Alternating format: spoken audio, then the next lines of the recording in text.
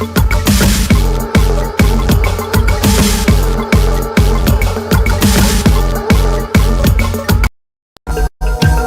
level to me.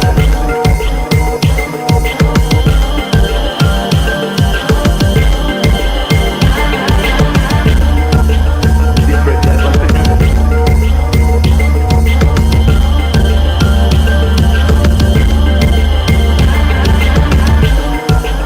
Different level to me.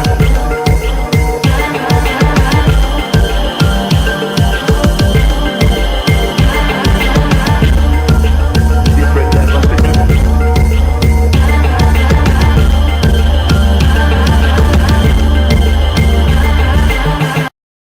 Black girl from Senegal. She come back to daddy when I Senegal. Daddy at the general. Have to pay the lawyer just to stay out the federal. Big man pull up like a senegal. Big gold chain on me neck, me and several. Made the girl hyper. Have to settle down. Ginseng roof for the second round. Knock out in the car. Rubber man take a gun.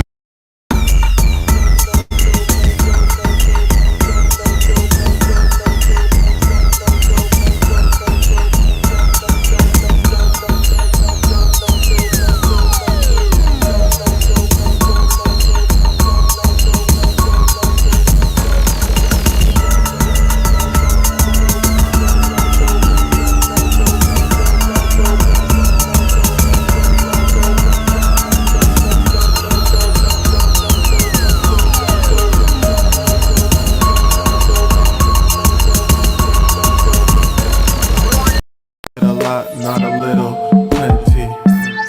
My quartz crystals never empty. Duppy no knots that fret me. Bitter like root tea. I'll use whatever works like Bruce Lee. You only need a little like Tootsie. Baby had a biggie, it was juicy. I like it really weird like kooky. I switch my style up every year, it's a new me. You thought you knew me, let me introduce. Hey yo. Let me clear my throat. Pause. I said, hey, yo, welcome to Disagreeable. This is Disagreeable. I am disagreeable. We are disagreeable. You feel me? You guys see the title of the show. Queen Sovereign Update, Peasant Revolts, and Modern Day Feudalism. Shout out to Seeking My Creator here early, because I wanted him here. You feel me? Because he was adding to this other guy, a repeating character in the Black Manosphere, Keep It Techie. He was adding to his point, or further expounding upon his point, which I feel is a, how do I say it? I don't want to say it, a false way to look at it. You know, Seeking My Creator said, like, you can tell me how you said it exactly, but it was like speaking on the centralization of power and how it leads to dictatorship and whatnot, you know. And I'm gonna get my quick before we're gonna get into that later. But my point is, power has always been centralized. We've been living in a neo-monarchy for a long time. You feel me? And they're doing weird things to us, just like the monarchy did to the peasants. What the American white person has been fooled through the history of this country in the little play and narrative that they did over here. The American white person think they didn't come from feudalism. They think they didn't come from feudalism in a monarchical society. And you got the goddamn kings, the queens, you got the courts, you got the nobilities, then you have the princes of the principalities. You feel me? And then you got the serfs and the feudal niggas. You feel me? Us. So, you know, shout out to AM1. Hit the like button. Shout out to AM1, man. Let me know where should we go with it first? Should we get into the boring shit first? Cause I kind of organize it like this. Like, we'll do the Queen Sovereign update, and then we'll go straight into the boring stuff, and then we'll go to pop the balloon and chill. You feel me? And I'm pretty sure I have. Hold on, let me go to my watch later. Let me figure this out. Seeking My Creator says America is a straight mafia, and the public thinks they are the good guys. America is playing the role that has been chosen to play within this world stage. There are no good guys. For there to be a bad guy, there had to be a good guy. You feel me? Who is the good guy? If America is not a good guy, then who is the good guy? Is there a good guy? Is there a good guy? You feel me? Let me know. Hold on, let's do this Queen Sovereign update. I saw this shit somewhere. I know I saved it. And actually, yeah, let me get this right here. Hold on, let me get this. Let's get it right here. Shout out to Queen Sovereign. You know, we're just doing an update on you. It's nothing personal. It's nothing personal.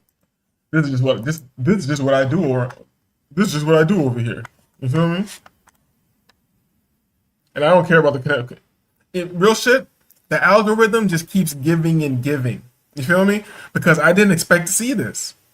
Because the last show I did about Queen Sovereign, I was talking about, yeah, this bitch actually, she looked like she was a stripper, sold pussy or whatever, you feel me? One of the bitches who had her mom and dad in the house, but still out of her fucking mind for some reason. Let's go right here with it. And then, oh yeah, this video popped up in my algorithm. It said ex-strippers, escorts, dominatrix, exposing the dark side of men they dealt with. You know how I do on the show. I watch like 1 minute, and I'm like, all right, this might be good for the show. Well, who did I see right there in the first minute? Exhibit A. Who did I see right there in the first minute? Queen Sovereign. You feel me?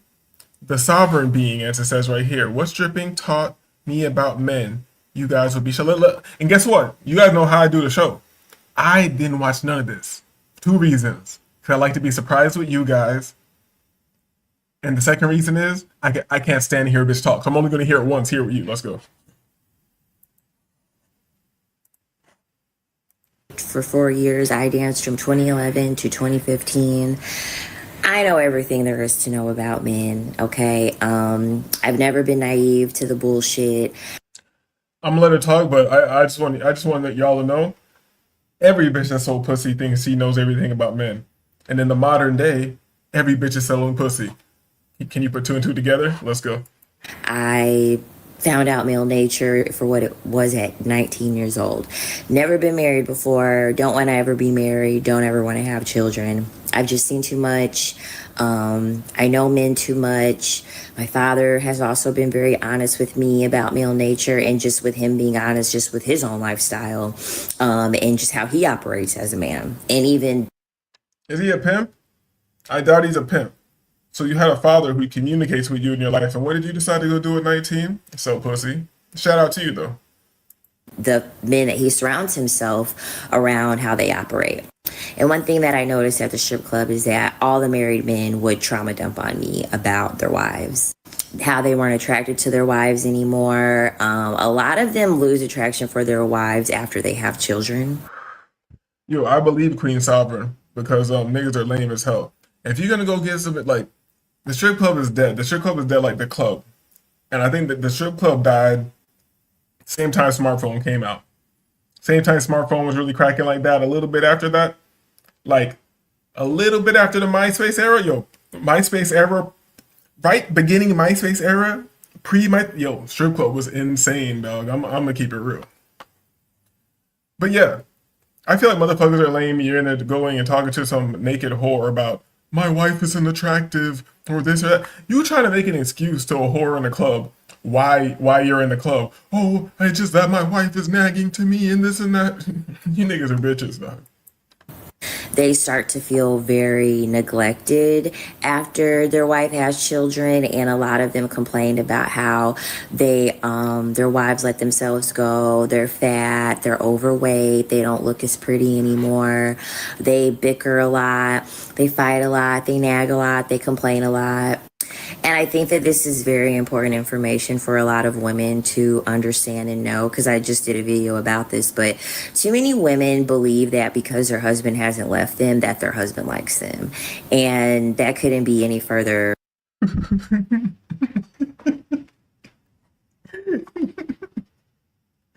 I'm sorry, bro. And you know, I do this I've done this on many occasions, but I'll do it again. I apologize for trying to have a YouTube show because this is ridiculous. And I guess it's my fault for being unprofessional, not reviewing these clips. I thought it'd be listenable. I thought she's gonna say something funny or wild. This bitch is just fucking. This bitch trying to. You trying to kick knowledge, Negro? Please. And they were sold the dream that they were going to get all their needs met from one woman. They were going to get their emotional, their sexual. This bitch is on cocaine. Why is she always sniffling, dog? In the last video we watched, she definitely... Okay, if anybody's still here in the chat, because I know this is unbearable, do you think she has a cocaine problem?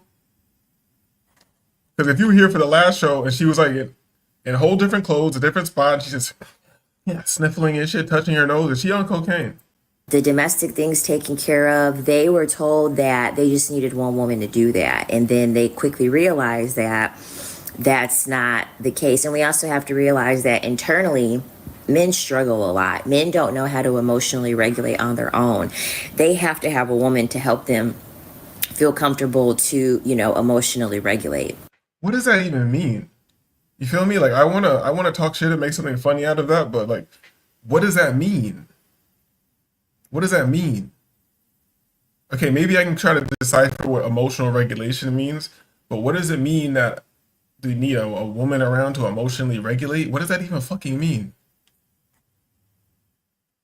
You see, this is what happens when you try to figure out what bitches are talking about. And so men realize that the vessel can never be filled. The vessel is going to be, it's insatiable.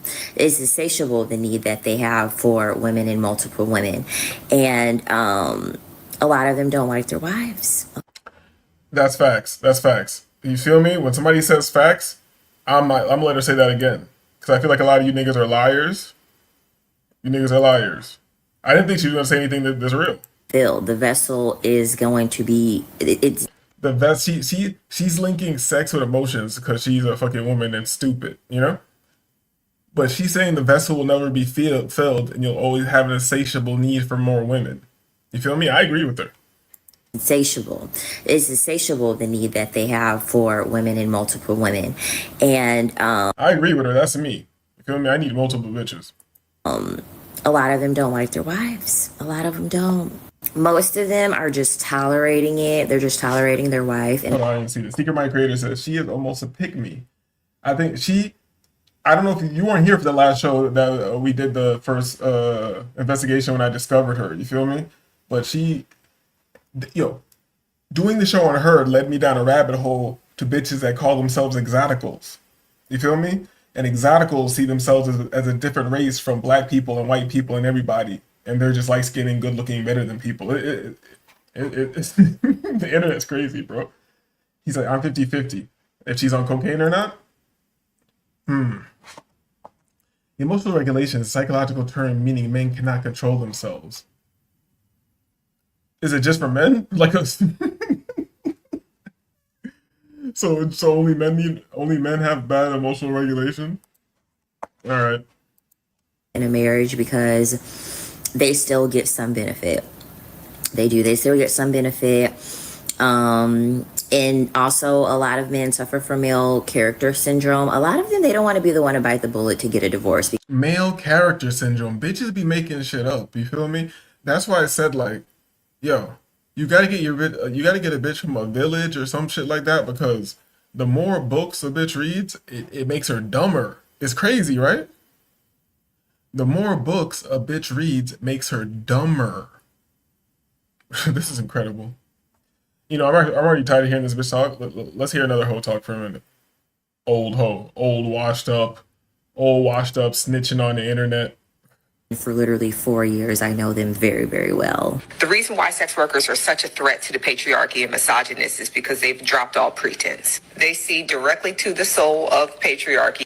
I love the fact that I can tell you guys that I know so much about men because I spent 20 years as a stripper. That's right, my loves. 20 years not only studying social sciences, but observing men in a habitat. Bitch thinks she was in college because she was shaking pussy.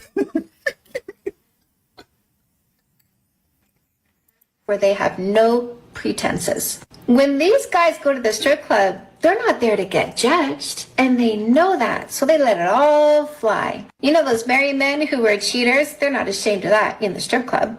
You know those good men who are just lonely, they work really hard. Married men who are cheaters, they're not ashamed of that in the strip club.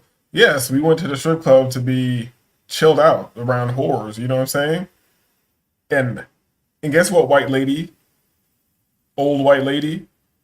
Possible Palladian reptilian? Look at this bitch's eyes. This is not that show. I know this is not this bitch is probably a reptilian. Big ass inner earth hands. This bitch straight from the inner earth. You feel me? Now, how you gonna come all the way from the inner earth to sell pussy and then snitch on niggas? This shit's horrible.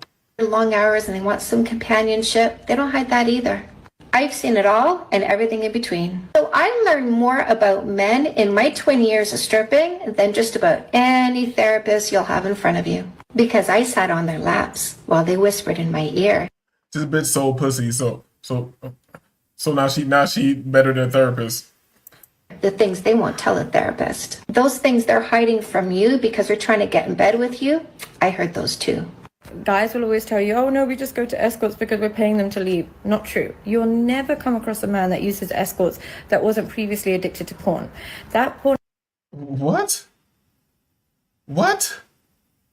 Hold on. addiction leads to erectile dysfunction. That erectile dysfunction makes them Bitches just be making shit. Yo. I know I shouldn't be surprised, but this is just hilarious to me. I can't let this bitch talk anymore. What the fuck? This bitch obviously has not been to Colombia. Violence, abuse, or even being unalived. There was one woman who I worked with at the club, and there was a hotel next door, and she was unalived by one of the clients that she went home with in the hotel next door. I've danced with girls who have went missing. I've danced with girls who were in very, very abusive relationships with men. What city were you dancing in, bitch? Bitch is going missing. Bitch dead next door. You on coke inside? Like, what city were you stripping in?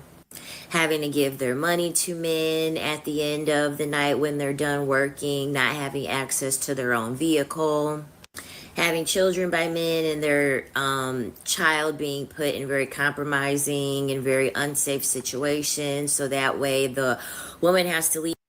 Having children by men. Who the fuck else you gonna have children by?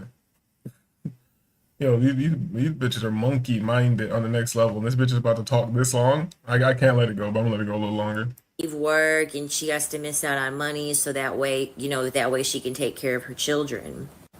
The predatory nature of men was just very, very apparent in the strip club. Thankfully, nothing happened to me. Thankfully.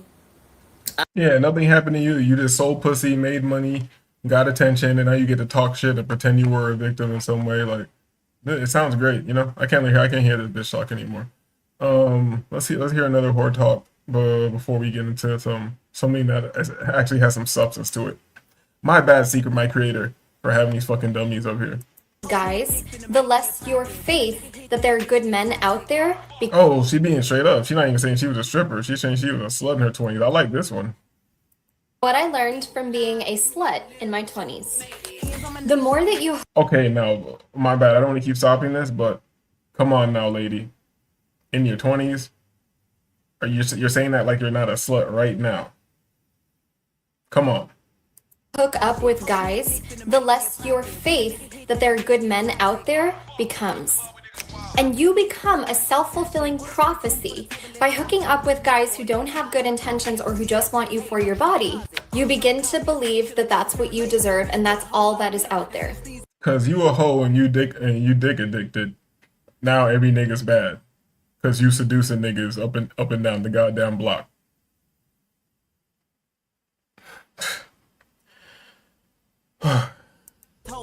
More than that, you kind of become addicted to hookup culture for validation. Let me tell you something. Like I said, the bitch is addicted to dick.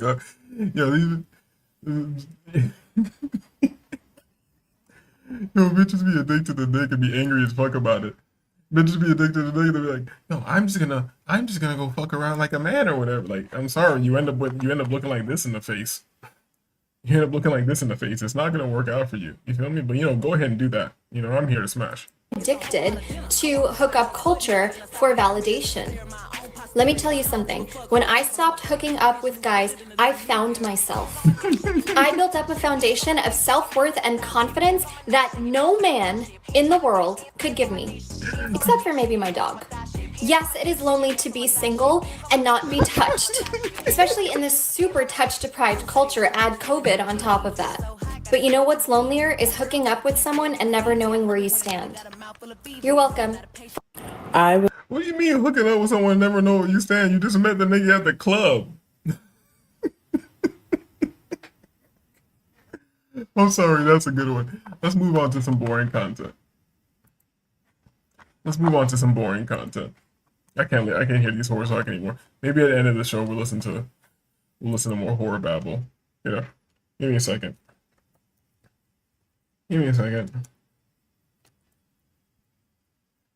All right, we'll go to the homie right here. The homie be telling the history stories and all that.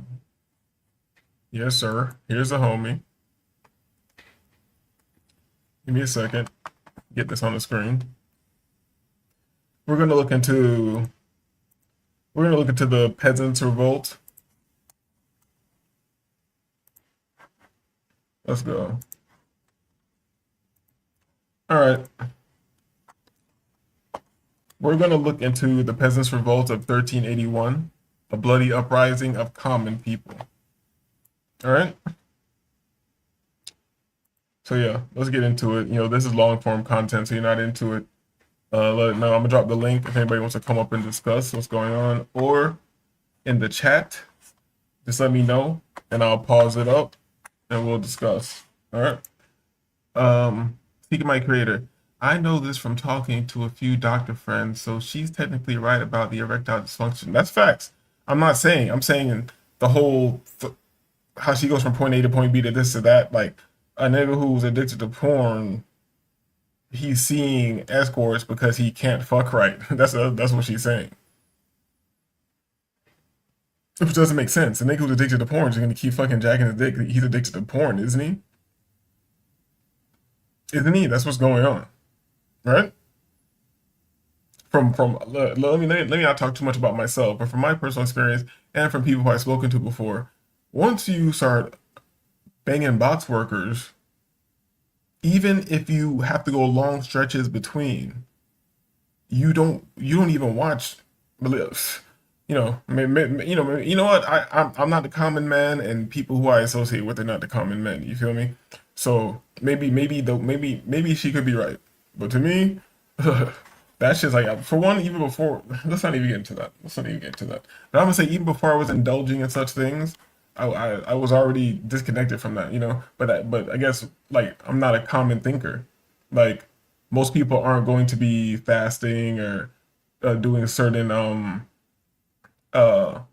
mono fasts, different things to figure out how your mind and your body works. So I guess somebody who's fucking beating off all day is not really concerned with that, you know.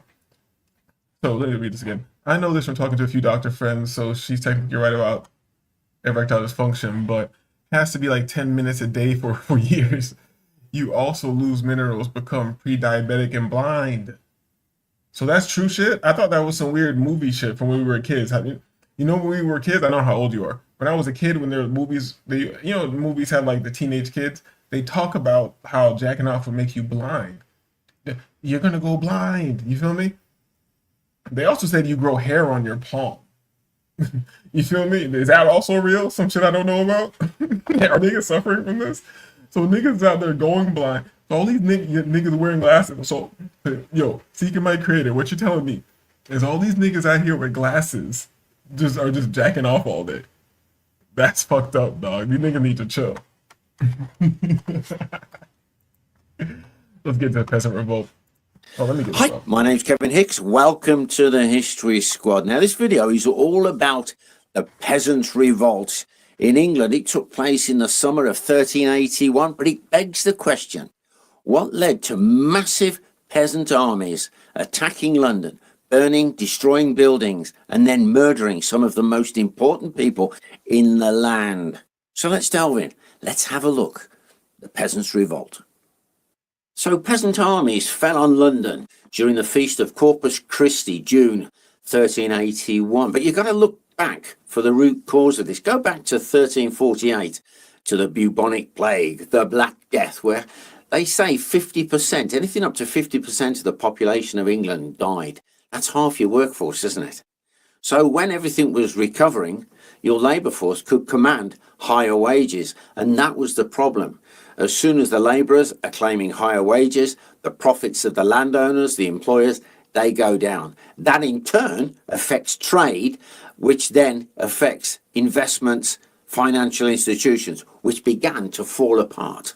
So the authorities brought in emergency legislation. There was the Ordinance of Labour, 1349, then the Statute of Labour, 1351. Now, this was an attempt to fix wages at the pre-plague levels. Now, if you went against your master, if you refused to work for him or you broke contract, you could be put in front of the manorial courts, which were, of course, run by your landowner, and fined. But they brought in extra legislation in 1361, and that brought in more punishments. You could be imprisoned. You could be brought in front of a court that was ran by your landowner. What do you all do here? Even when you think you made it and you own a house and all this shit, you pay taxes and you pay land taxes and all this shit into what's the right word? Into perpetuity. You feel me? You pay that forever, right? And you think you're living in something outside of a monarchical society and you're not in feudalism. No, you're in neo-feudalism, fancy feudalism. And or you could be branded. Let me explain about the lower order, the common people at that time. If you were a serf, you're at the bottom of the pile. You're in bondage to your master, and that means that you were tied to a parcel of land owned by your master, by your lord, and you had to farm that land on his behalf. He couldn't sell you as a slave, but he could sell the parcel of land, and because you're tied with it, you're sold alongside it. As a serf, you were required to work that land for the lord, but you could also be required to do other work. Work at the house, the big manor house. What if you had a mine or a quarry? You can end up down there. You even had to get permission from your noble lord to get married. In return, your noble lord, he would protect you. But I'm telling you now, there were many noble lords who extorted every last penny out of their serfs. They squeezed them dry. One interesting saying was the serf and the freeman worked for all, and the nobleman fought for all, and the churchman prayed for all. I just want to take note of this too. These are the serfs. If you say there's white guys here, clearly some other type of weird race, a demon or something, and a nigga here working too. You feel me? Everybody is in bondage to the system. You feel me? When they first started talking, you're like, oh, the serf has a farm. What's that have to do with us? No, anything else they want you to do. You feel me? So all your other jobs that you go there and work and have just enough to go do your little bullshit vacation or something like that, you're living in neo-feudalism. Hear me out. Neo-feudalism. In fact, the serf was the worst fed and the worst rewarded. Now, one up from the serf is the freeman. He's basically a tenanted farmer. He pays rent for the land he's going to work. If he decided he wanted to move, he's not tied to the land or to that particular lord of the manor, as it were. He could move, maybe, for better wages or better conditions. Now, your artisans were your skilled workers, like your carpenter, stonemason, or your blacksmith. Now, you may have an established business in a town, or you may be an itinerant worker. You're working along, and you're flexible then because you could seek out better wages, or you could even charge more for your services. But of course, this had become illegal, charging more for your services, and you could end up being branded on the face. Now, there was a problem. After that Black Death, as I've mentioned, there were a shortage of labourers and craftsmen. So noble lords who wanted a good carpenter would offer better wages, so he'd come and work for him. And if he was low on serfs, labour, he would actually entice serfs, freemen, to come and work for him off other estates. Now, of course, this was illegal, but it did go on. So slowly but surely, the common man was doing better for himself, better wages, so better accommodation, good food, and better clothing. And the upper class, the noblemen, thought that the lower classes were getting a bit above themselves, so they had the sumptuary laws passed, which controlled what you ate. It meant that the common man was supposed to stay with common food and to dress like a common man. Now, these sumptuary laws were difficult to apply, to keep in order. However, the labor laws, they were strictly applied, and if you broke them, you could end up in court, you could end up being fined, or even end up in prison. It was a way of keeping the common man down. Just think of the people that we're dealing with. You need to get in your mind that we're in a neo-feudalistic, futuristic society. You feel me? Look at the people we're dealing with. I forgot the exact name of the, you heard what he just said. I forgot the exact name of the law. He said it was, they made a law about what food the peasant class could eat. And you need to realize everybody from the farmer to the straight serf who was tied to the land, to the freedman, to the skilled worker. Yes, they had slightly different wages, and maybe one could move around and do this and have a perception of slightly more freedom, but they were all peasants, you feel me? So, the monarch and the nobility, whatever, see these niggas eating, let's say the king likes to eat fucking cheeseburgers, you feel me? They see the serfs eating cheeseburgers, they're like, who the fuck these niggas think they is eating cheeseburgers? Niggas make whole laws for them not to be able to eat cheeseburgers. You feel me? Now, how that parallels with what's going on now. You can even look at what they're trying to push with the food. They're trying to get people to eat bugs, and like they've been pushing for years for you to be a loser vegan or something like that. You feel me? They don't want you to say. So all these other motherfuckers, you see Bill Gates and Mark Zuckerberg and all them eating nice fire steaks and all that, and they telling you, oh nah, just eat bugs and eat iceberg lettuce. Get the fuck out of here. Hold on. That all sounds like communism. How does it sound like what do you mean? Actual communism as it's executed, or as it's idealized? So when it comes to the lower orders paying tax, they didn't pay tax with cash directly to their noble lord or to the crown. What happened was this: you are farming that strip of land. You make produce for yourself. Now, 1/3 of that produce, let's say you've got 3 sacks of wheat at the end of it all. Your noble lord will then choose the best quality of those 3 sacks of wheat. He, in turn, then will pay tax to the crown, which will represent how many workers he has. So he is either using or selling that wheat to make a profit, and he will pay the tax from that. Now, the problem at this particular time was the wars in France were raging. We now call them the 100 Years' War. If you take an army at the time, they would burn up £50,000 just on 6 months' service. Just before King Edward III passed away, there was a new tax brought in, 1377. This was the first poll tax. It meant that every person over the age of 14 will pay 4p towards this tax. There was even an allowance for the married man. He didn't have to pay quite so much. But the burden of this tax fell heavily on the shoulders of... So everybody over 14 has to pay 4p, and there was an allowance for the married man. Doesn't that sound kind of familiar? How you get a tax break if you're married? Why would they want you to be married? In a traditional setup of a marriage. Why? Because as it was said in Siddhartha, when he named his son Feder or Tether, you are now tethered to this world. And let's take it down to the mundane level. You are tethered to this matrix, this reality. Now you are scared. You just want to raise your kids and keep them nice and fat and plump for the Satanist. Of the landowners. Now, this first tax produced £22,000. Now, the shortfall for the whole bill of this army in France fell on the merchants of the City of London in the form of enforced loans. But it still didn't meet requirements. There still wasn't enough money. And the reason was quite straightforward. It is believed that much of the money was actually filtered away into the private coffers of some of the king's councillors. Now, after the death of Edward III, it was his grandson. So from this 4 pence tax, £20,000 was raised. You feel me? This is in this is in 1381. Imagine what £20,000 was worth at the time.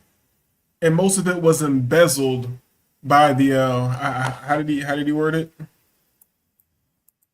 That much of the money was actually filtered away into the private coffers of some of the king's councillors. Into the private coffers of some of the king's counselors.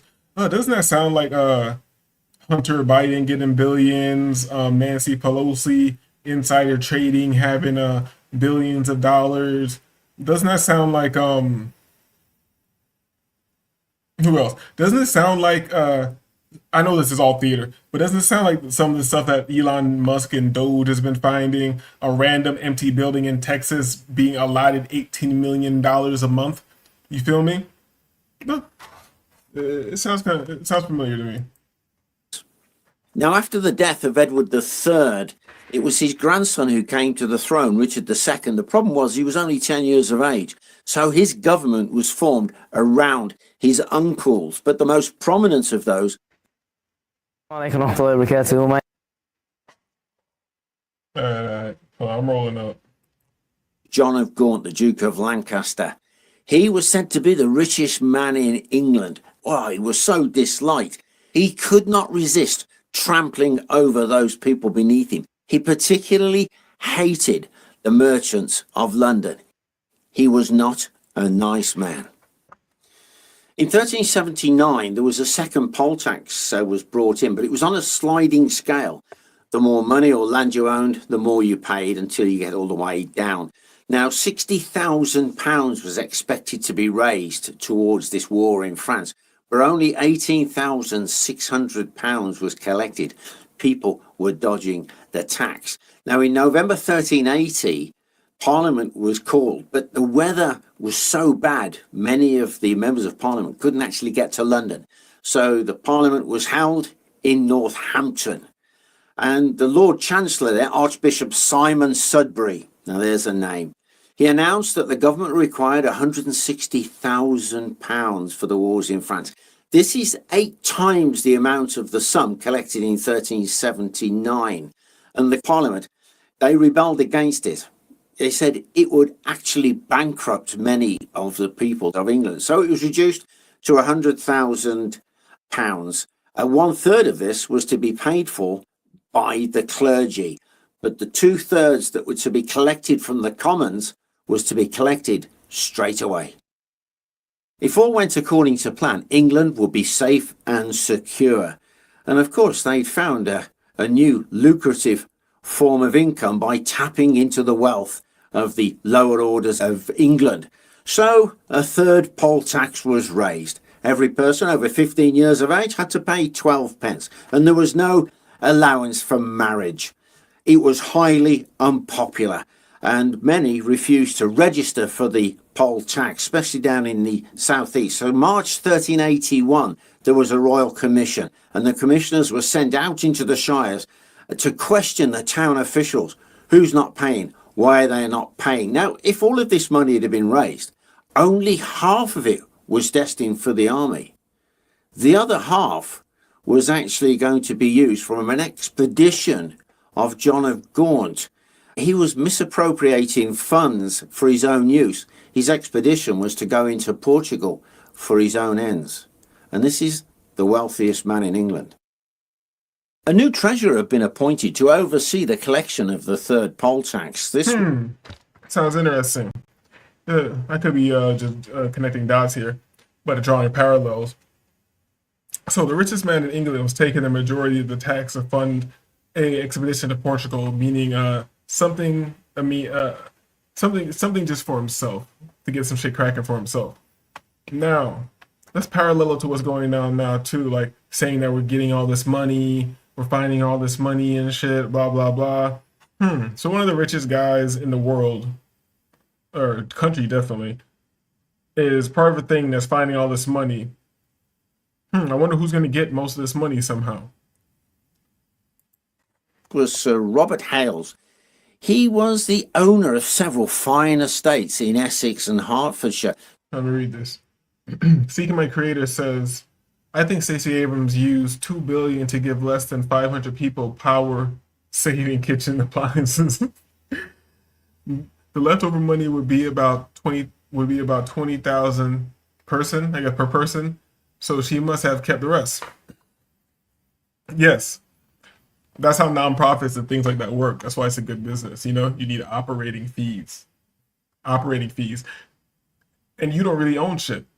You know? So we'll talk about how to pimp the system at a later date. Now, over the month of February, he reviewed the tax receipts, and they were riddled with obvious evasions. You see, in 1377 in Essex, the taxable population had been 48,000, but now in 1381 there were just 30,748 people there. Even allowing for the Black Death, this didn't add up. People were not registering, they were avoiding to pay the tax. So now you had royal inquisitors interrogating people as to their eligibility to pay the poll tax. Now they were commanded to arrest and detain anybody who was against the poll tax, who refused to pay. They were basically royal thugs. Word spread, actually, about an incident in Fobbing, in the village of Fobbing in Essex, where one of these inquisitors was lifting the skirts of young girls. Sooner or later, gotta cut you down. To test and see if they had actually enjoyed intercourse with a man, which would have made them eligible to pay the poll tax. This is not a test that any decent parent would want their daughter to go through, so many would simply pay the tax to protect their young ladies. So the dates for the payment of the 2/3, the 66,000. So he could look at the pussy and tell if he paid the tax, you know? 1,666 have been brought forward from the 2nd of June to the 21st of April. The pressure was on to gather the poll tax, but because of the aggression and the contempt that was shown towards the people of the southeast of England, people began to conceive a plan to resist the poll tax. This had been simmering in Essex for some time, but people of Kent were also sick to death, and they were fomenting the idea of rebellion. Resistance to the third poll tax first breaks out when John Bampton, Member of Parliament, Justice of the Peace, arrives in Essex on the 30th of May and sets up his headquarters in Brentwood. And he calls forward for representatives of... Seeking My Creator says no, it was directly through her via the government, no charities in between. So we see what's going on. Just rich people passing each other money around, you know? Donations, grants, you feel me? Art, but we don't need to get into that. You know, sometimes I'm into some really nerdy, boring things, you know, so if I don't expect many people to be into this. So if this is too boring for even the few people who are here, let me know. But I'm into it and it gets interesting. Various villages and demands that they make good the shortfalls to the poll tax. They have 2 days to do it. Well, one man steps forward because these representatives were well armed with bows and sticks. Thomas Baker tells Bampton that we have already paid our tax money. You're getting no more from us. So Bampton then orders his sergeant to arrest Thomas Baker. But now violence breaks out. 3 clerks and several of the jurors who were there were actually killed in the scuffle. The next day news had spread, and in no time at all there were several thousand Essex rebels were marching on London. Meanwhile, men were sent to Kent to inform them of what had been going on, but then some were sent north into Suffolk to try and raise support for the rebellion. Now, let me comment on this.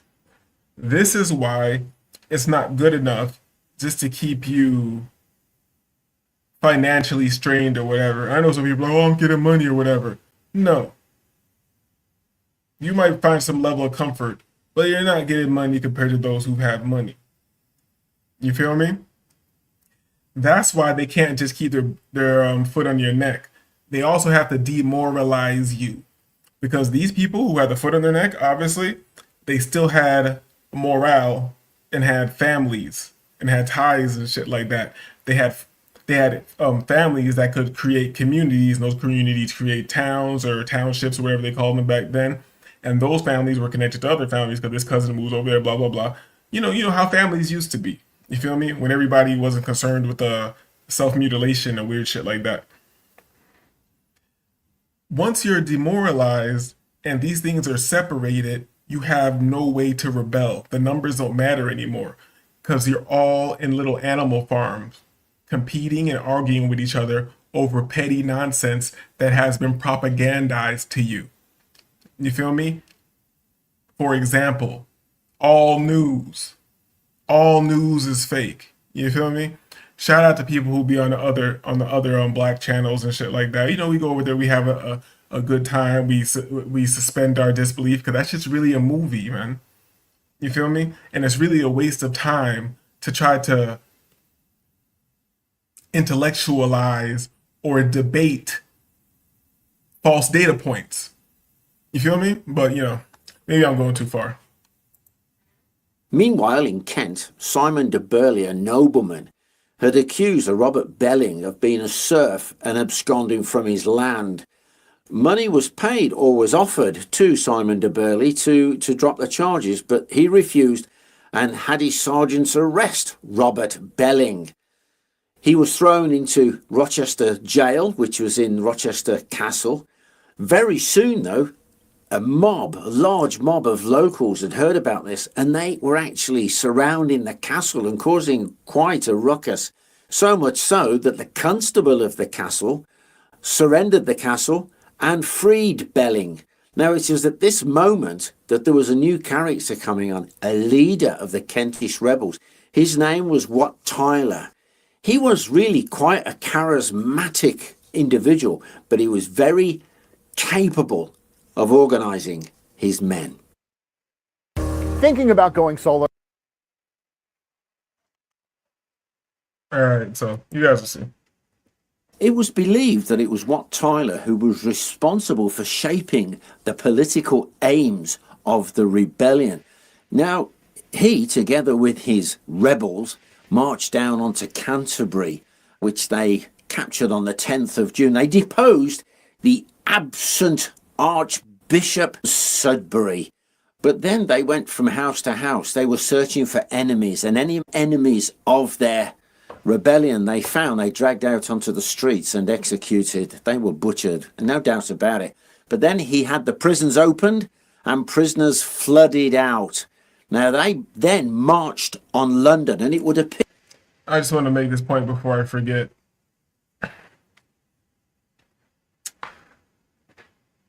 Getting the motherfuckers...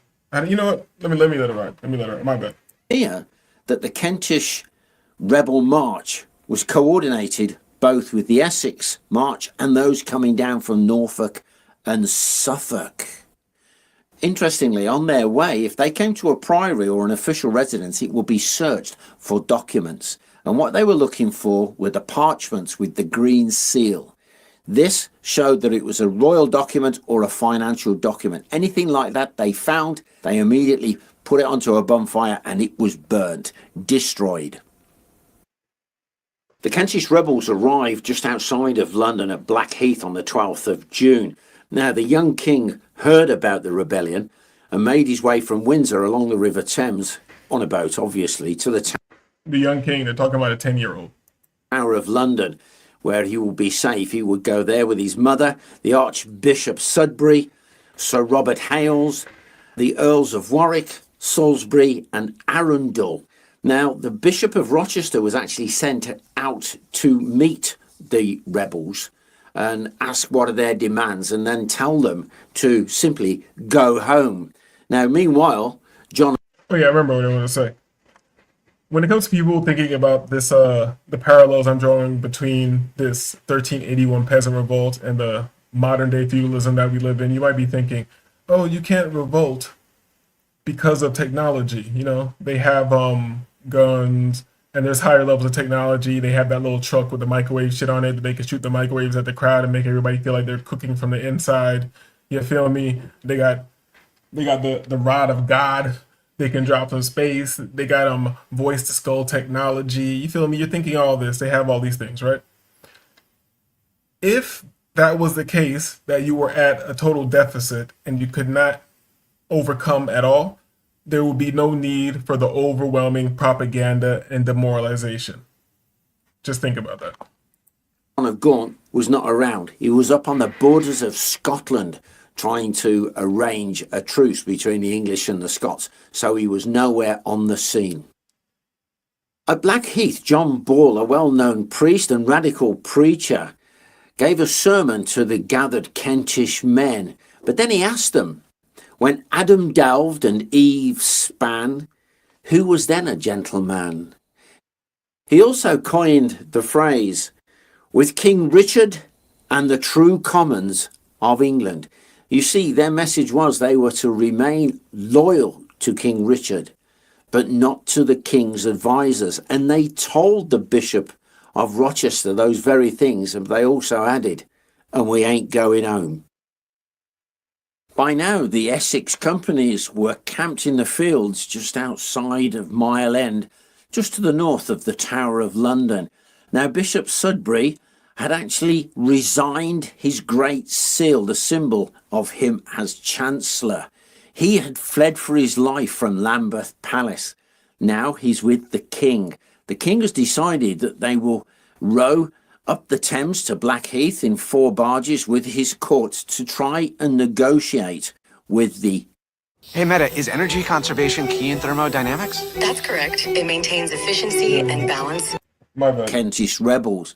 When they arrived, Bishop Sudbury is absolutely terrified. He can see just how vast this army of rebels is, and his fear infected the others, and they persuaded the king not to land. They feared for their lives, but the king agreed to receive a petition from the Kentish rebels. The petition wasn't subtle. It didn't demand justice and redress. It demanded head. Listen. Now we get into it. All right? He's like the king, 10-year-old boy, whatever. I mean, the advisors are checking this shit out. It's like, yo, let's take the position. I'll take the petition. Let's see what they're talking about. No games, no concession. The petition wasn't subtle. It didn't demand justice and redress. It demanded heads on spikes. It demanded the death of those around the king accused of perverting the realm. These was John of Gaunt, Sudbury, Hales, and many others.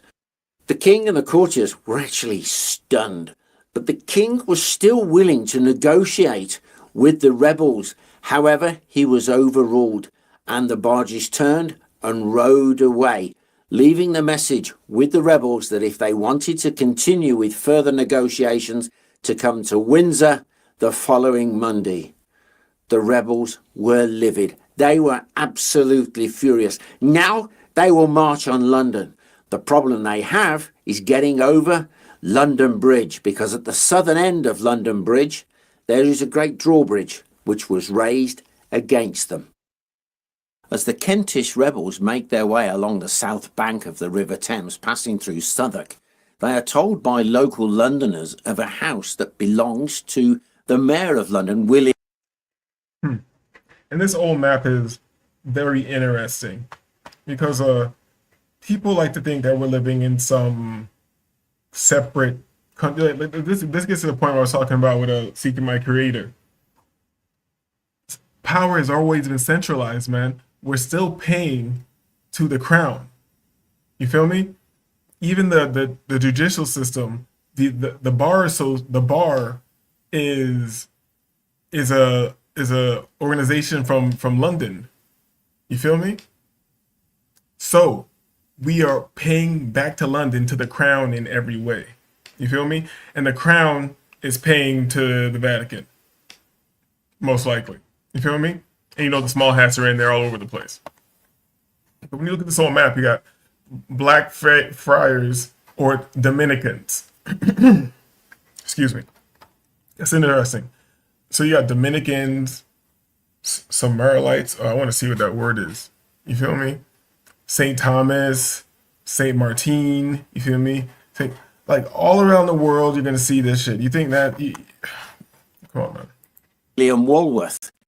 It is rented from him and has been used as a brothel. The rebels now fall upon the house, pull it down, and set it on. Seeking My Creator says he was 10 years old. Negotiate what? Nothing. You don't understand Seeking My Creator. Niggas was built different back then. At 10 years old, because you died at like 30. Right? So at like 10, that's like being 20 back then, or something like that. That's like being 20, 27 or some shit like that. So that 10-year-old nigga right there was standing 10 toes. You feel me? But it is how it always is. He's overrun by the advisors or the priest class, those who really remain hidden. You feel me? You think Trump and all these people are really running shit? You feel me? You think these broke motherfuckers are running shit? People like to say like Jeff Bezos, like he's the richest guy, and that motherfucker's not the richest guy in the world, man. Like I don't even want to get into that. That's another. Let's not get into propaganda. Let's stick to the peasant revolt. On fire, terrifying the Flemish prostitutes who were within. They then make their way to the southern part of the London Bridge, and there is. Hold up, what do you do to the prostitutes? Let's hear it. Terrifying the Flemish Walworth. It is rented from him and has been used as a brothel. The rebels now fall upon the house, pull it down, and set it on fire, terrifying the Flemish prostitutes who were within. They then make their way to the southern part of the London Bridge, and there is a standoff. The drawbridge is raised, don't forget. But people inside London are now on London Bridge, and they persuade the constable of the bridge to lower the drawbridge, and the Kentish rebels stream across London Bridge. Meanwhile, local Londoners have gone to the other side of London to open the gates to allow the Essex rebels into London. Now, the local Londoners are going to act as guides, and they want the rebels to go to the Savoy Palace, that great palace built by the family of the richest man in England, John of Gaunt. But Wat Tyler makes his way first to Fleet Prison. He releases everybody in the prison, all of the prisoners. Many of them are debtors. This will swell his ranks. So now you have the Kentish rebels, you've got the Essex rebels, Norfolk and Suffolk apparently had sent men down, but the locals as well in London, artisans, bakers, carpenters, apprentices. There was even a Faulkner now working with the rebels of Kent and Essex. Everybody, the common man, those who are tethered to this world, you feel me? Once, how do I say this? You know how they say 1% of the people rule the world or whatever, have the elite or that bullshit like that? So if 1% are running it, it only takes 1% to get their shit together to oppose that 1%. You feel me? The others are in limbo. They don't really matter, but they're either how do you say what's that word I'm looking for? I wanted to use a better word, but they don't matter, or they're just type of like they're not rendering until they choose a side or whatever. But until then, the main forces who are looking for the attention, if you look at propaganda and all that shit, it's really about demoralization, which has gone through propaganda, and trauma and all that shit. It's really just about controlling the mind. You feel me? But let's keep going. The rebels had lots of targets in London, particularly houses or property owned by John of Gaunt or those associated with him. But one ended off kind of weird. Controlling the mind, and obviously the mind being controlled is what's going to guide the actions of yourselves as an individual or anybody else. So that will lead to you choosing whatever side you're going to choose in this battle of the 1% of the elite. You feel me? Be it the financially elite, the rebel elite, you feel me? The financial elite, the rebel elite, the strategic elite, you feel me? There's a 1% on, let's just say, the fucking evil inner earth, inner earth reptilian demons and shit. And then there's the common man or the human, and all it takes is 1% of us, you feel me? But if you keep motherfuckers totally demoralized, they'll keep saying shit, oh, ain't nothing you can do, just go ahead and get your money. It's like, that shit is kind of ridiculous to me, you feel me? Especially motherfuckers who have kids and have families and claim to care about the future and all this shit. You're just keeping your kids fat for pedophiles. That shit is wild to me, you feel me? You niggas, ignoring this shit's not gonna make it go away. You know, all these kids are disappearing. You know, motherfuckers are doing weird shit. You see it in front of your face. You can see proof of it. But you know, I'm just gonna, I just gotta keep. I gotta make sure my kids go to college. It's like, so after they go to college, and then they have grandkids and shit. So you just set them up to be in a more evil world because all you wanted to do was get some fucking money and get a goddamn Cadillac or some stupid shit like that, right? Way they actually destroyed these houses was they took the tiles off the roof and then set fire to what was inside the house. This would create a kind of a chimney effect, so the blaze would really go some. But one of their main targets was the new temple. This was the spiritual home of the legal profession in London. It was crammed full of documents and charters. The rebels really despised all of this business of the legal profession. Now, the new temple covered between 6 and 7 acres. There were lots of buildings there. Every one of them was set on fire and fetched down. But they had, these rebels, a particular venom for the lawyers, as much as they did for the politicians. They even broke into the Round Church where William Marshall... Yes, as much venom for the lawyers as they did for the politicians. You feel me? When I had a little, and I had, I can't even say a little situation. When I had a situation, I had a very good lawyer, and it still fuck him. Fuck that nigga too. You feel me? Because when you see that these people are all working for the bar, you feel me? I don't want to get too much into my personal shit on here. You know, niggas only hear shit from Pookie. Was buried, and they there took all of the documents out, especially those with the green seal, set them all on fire. Hi, I'm professional pitchman Neil. This gay nigga. And they were absolutely happy watching all of these documents burn. You see, this was a calculated attack on the legal profession. It wasn't mindless vandalism. They were destroying the documents showing how the ordinary people of England were kept in check. On the way to the Savoy Palace, the home of John of Gaunt, the rebels burnt many houses and much property that belonged to either John of Gaunt or people associated with him. In fact, anybody associated with John of Gaunt in the city was in danger of their life. But when the rebels arrived and saw this great Savoy Palace, many of them had never seen such a building, and it absolutely blew their minds. Do you know that palace cost £35,000 to build? This was the same cost of an English army in France for about 3 or 4 months. It's incredible. Anyway, the Londoners had beat the rebels to it, and they'd already set fire to the palace. But some of the rebels, about 30 men I understand, found their way into the wine cellars, and they were having a great time, a great party. Meanwhile, upstairs, 3 barrels had been found, and they were believed to contain silver or gold. Now, the rebels weren't looting at this stage, so they decided to destroy these riches by throwing them onto the fire. Unfortunately, they didn't contain gold or silver. They contained gunpowder. Shortly afterwards, there was an enormous explosion, bringing down part of the building on top of the wine cellar, sealing them. This is some movie shit, bro. And how I can draw parallels between modern day, let's take it to futurism too.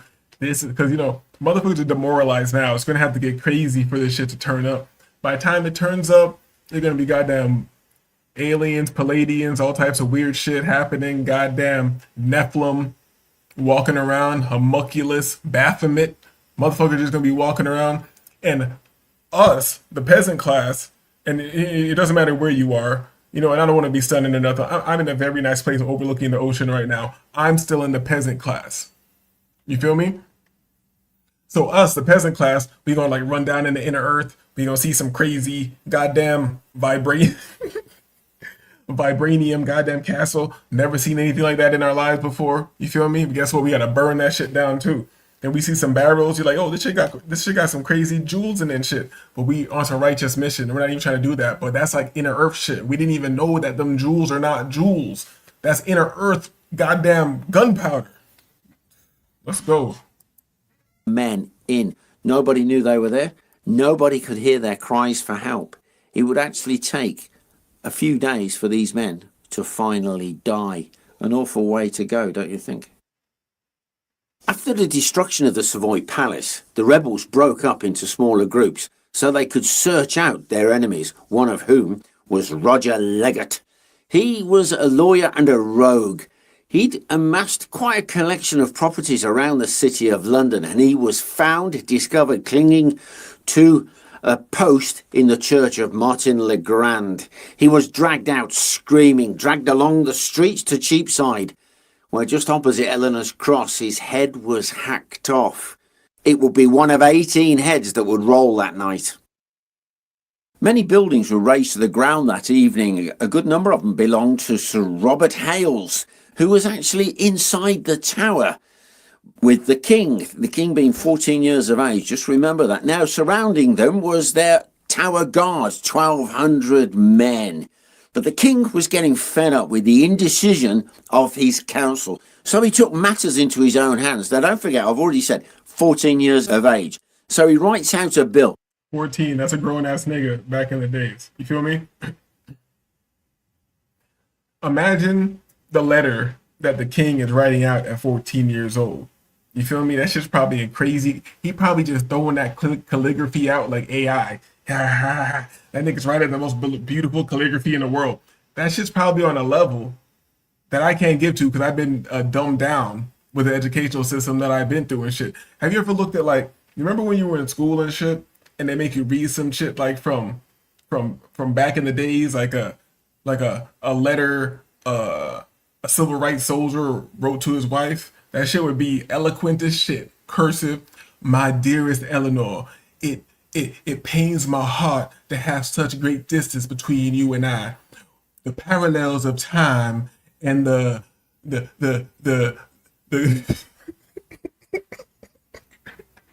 yo, my bad, I'll let this shit go. He orders 2 knights to take this to the rebels and read it out. And it went something like this. It grants full pardons for all manner of trespass, misimprisonments, and felonies done up to this hour. And it willed and commanded that all should return to their homes. Everyone should put their grievances in writing and send them to the king.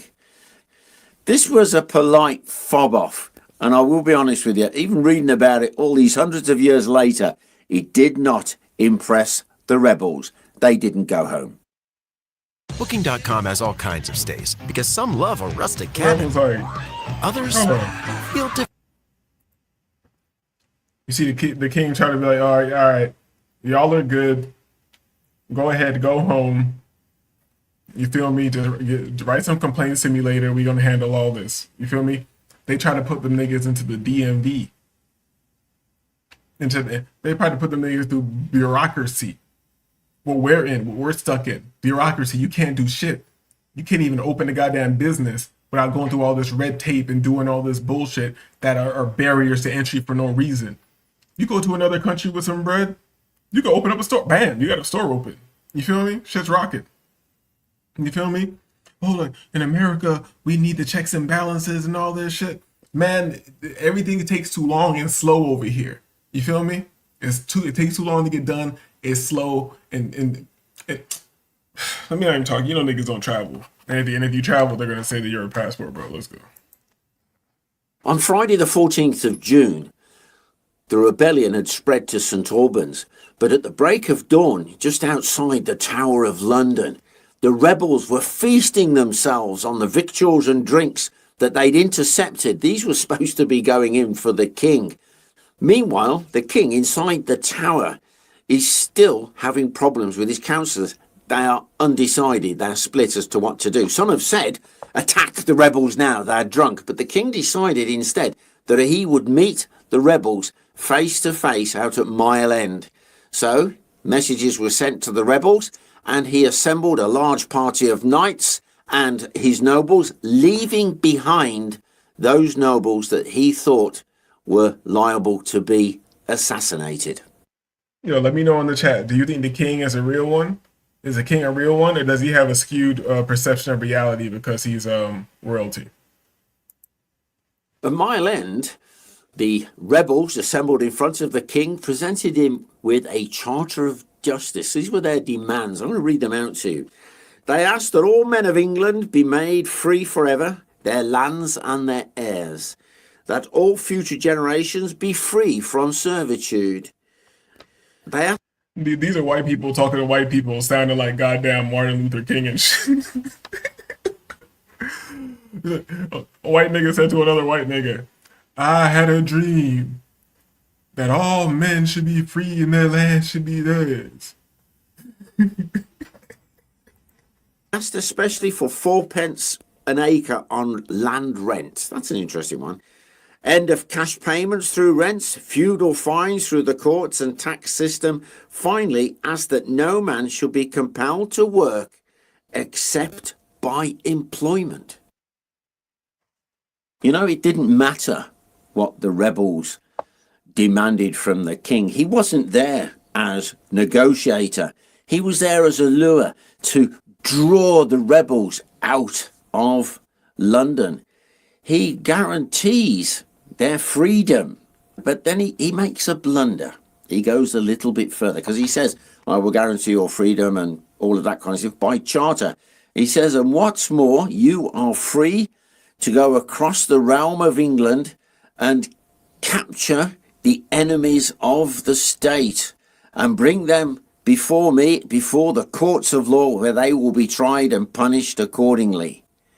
It was a big mistake, because now he had given the rebels the power to pursue their enemies and bring them to justice. What's more, it was going to be issued on the king's charter. Big mistake. Word quickly spread amongst the crowd there that the king had sanctioned the capture of rebel enemies. So companies detached themselves from the crowd and made their way back to the Tower of London, where some of the worst traitors actually hid. Now, the guards in the tower, on hearing what the king had said, weren't sure what to do. Here's the difference between mudwater and mushroom coffee. Come on, man. So eventually, they let the rebels in. Fortunately, the Queen Mother, together with her ladies of the court, had been smuggled out of the tower and they escaped down the River Thames on barges. But others weren't quite so lucky. Hales and John Legge were captured. Henry of Derby was hidden by one of the guards. Now, this is how history works. He was safe. He would become Henry Bolingbroke. Now, let's think about it. Do you think these niggas are playing 4D chess? Because the Queen Mother, or the 14-year-old king's mother, dipped off on the barge, but the other motherfuckers couldn't get out. And the king, he's good, and he made a quote-unquote blunder by telling them that they could go get these people. You feel me? Is this a psyop? Are the people being played? You feel me? You think psyops just started? You think the monarchy and the so-called ruling class just started manipulating the people? But let's go. Let's see what happens. Henry IV, one of those quirks of history. Now, Archbishop Sudbury, he was found in the chapel and he was dragged out together with the others across the courtyards up to Tower Hill where they were executed. Why homie right here fighting so zesty, man? I don't know if y'all can see my cursor, but why is homie to the far left? Why is he so zesty?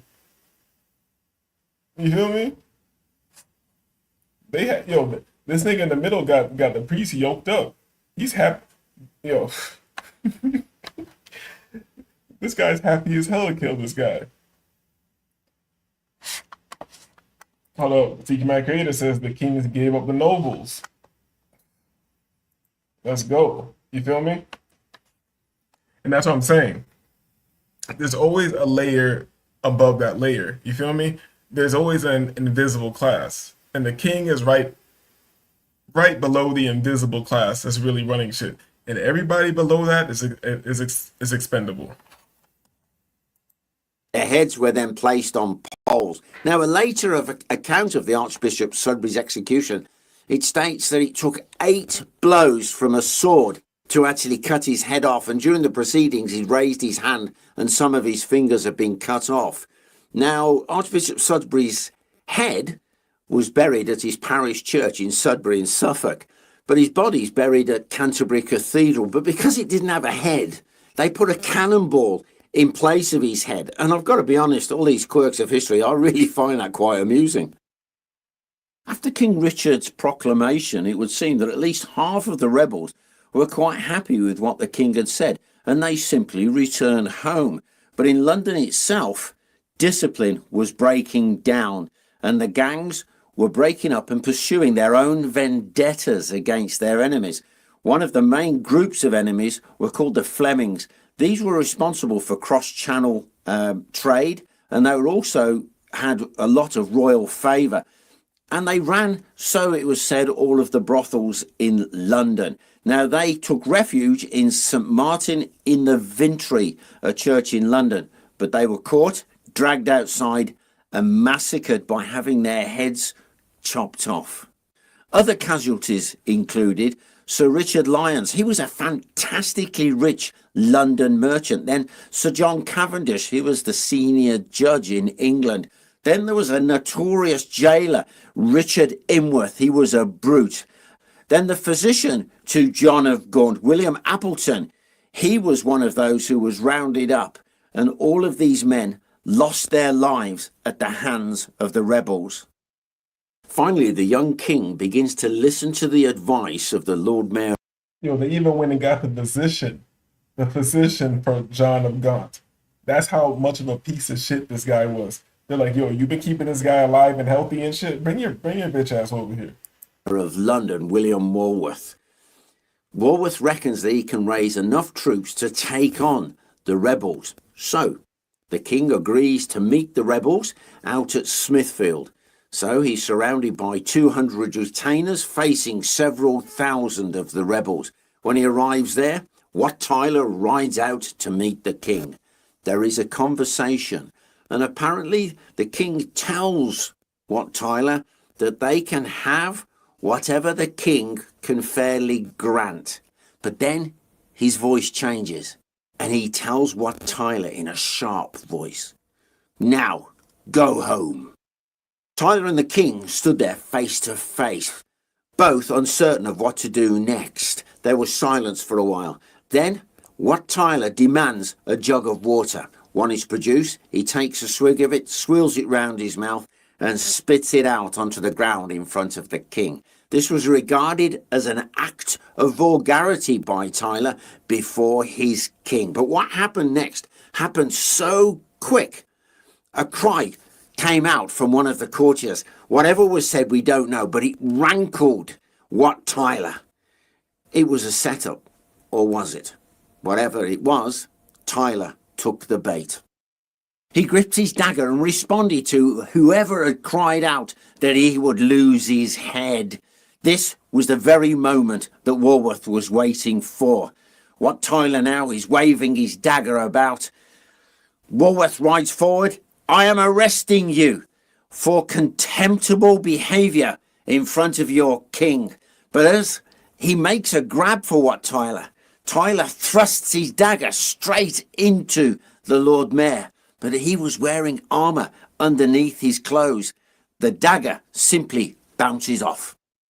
Walworth then draws his own dagger and plunges it straight into the neck of Wat Tyler. He draws it back out and then stabs Tyler straight into their head. At that very moment, Sir Ralph Standish breaks ranks, charges into the two men and runs Wat Tyler through with his sword. Confusion now reigns. Everything happens so quickly. They saw Wat Tyler fall to the ground. And at that moment, that young king, Richard, bravely rides past the fallen body of Tyler. The rebels truly had been wrong-footed. They didn't quite know what to do. But the king rides towards them. They lower their weapons. The king then bids them to follow him, and he leads them out of Smithfield onto the fields beyond. See? See? Nigga got emotional. It only takes the 1% to lead the other 99%. You feel me? They took out the 1%. They took out the light. Everybody else folded like bitches, man. Most people aren't ready to ride. Most people aren't ready to ride. But I was just thinking while this was going down, because this shit's pretty turned up. Life was way more lit back in the days. You feel me? Imagine being with your homies and being like, yo, I'm tired of this shit. We gonna go ride on the president. He's like, you're not even arguing over it. It might be one punk ass saying, but whatever, you don't gotta go. But you know, we tired of this bullshit. We riding on the president. You feel me? And then she's like, all right, for sure. Let's do that.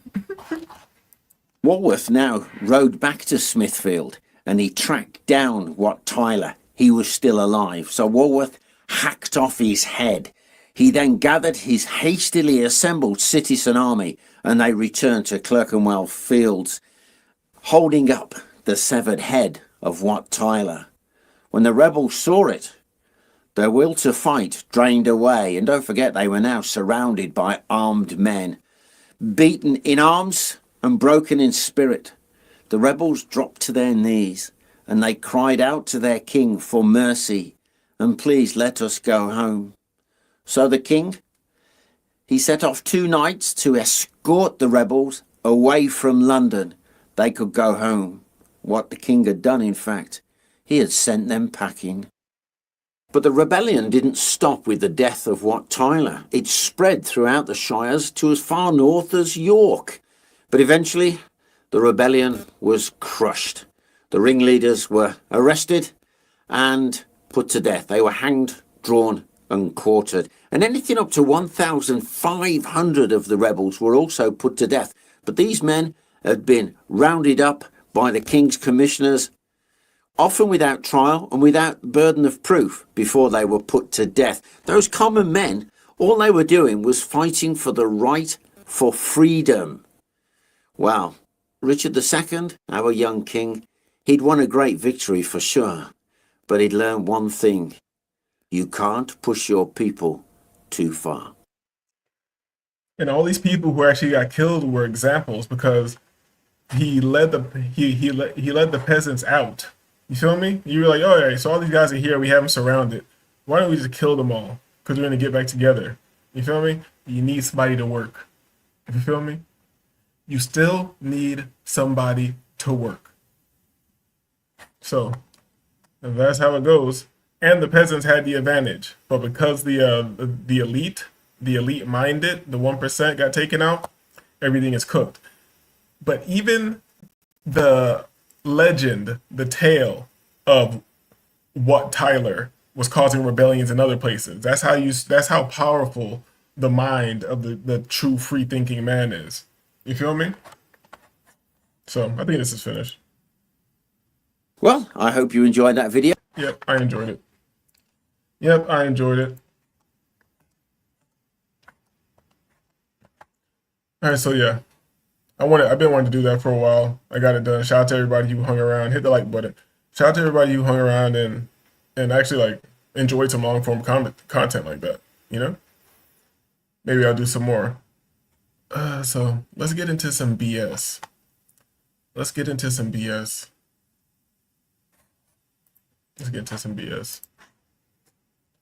Hold up. Do I have any little saved warm up clips? Give me a second. Do I have any little saved warm-up clips?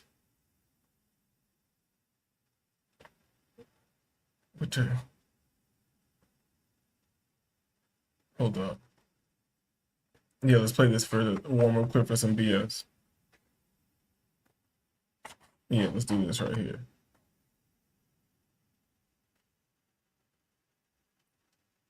Oh, that's fucking commercials up. All right, let's go.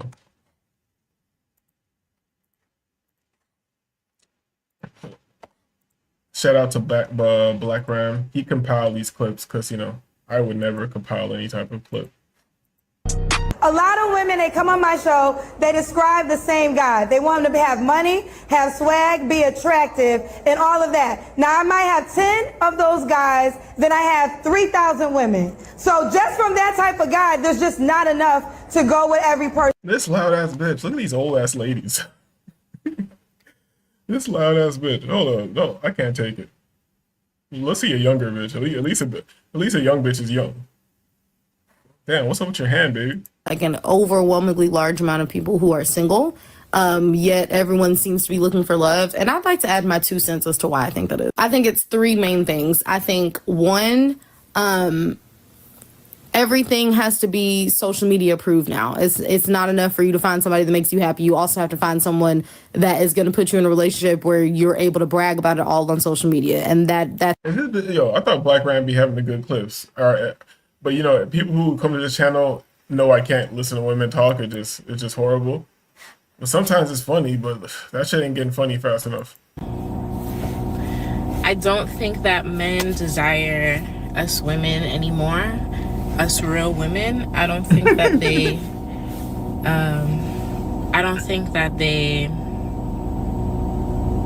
value us like they used to.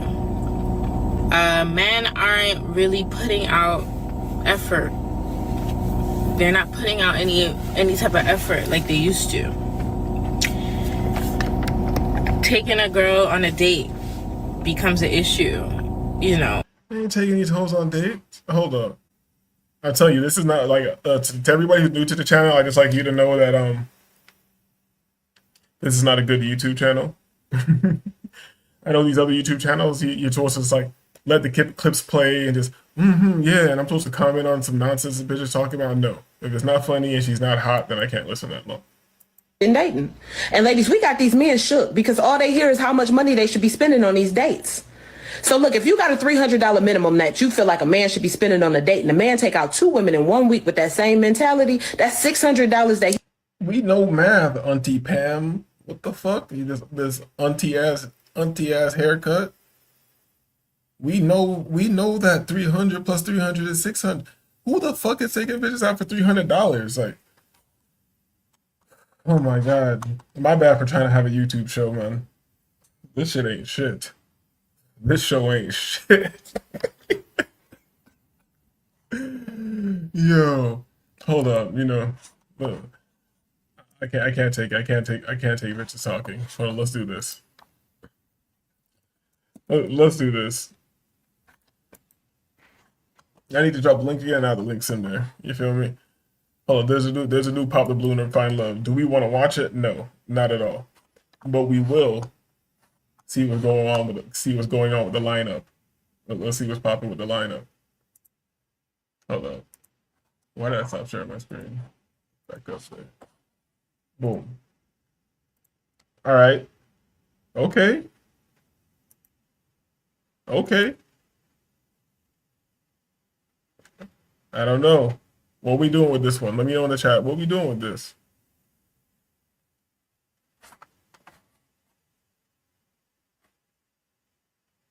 Nah, I can't do this. This is like Omni. This is like Omni right here. Hold up. Oh my god. Oh shit. No. No, no, no.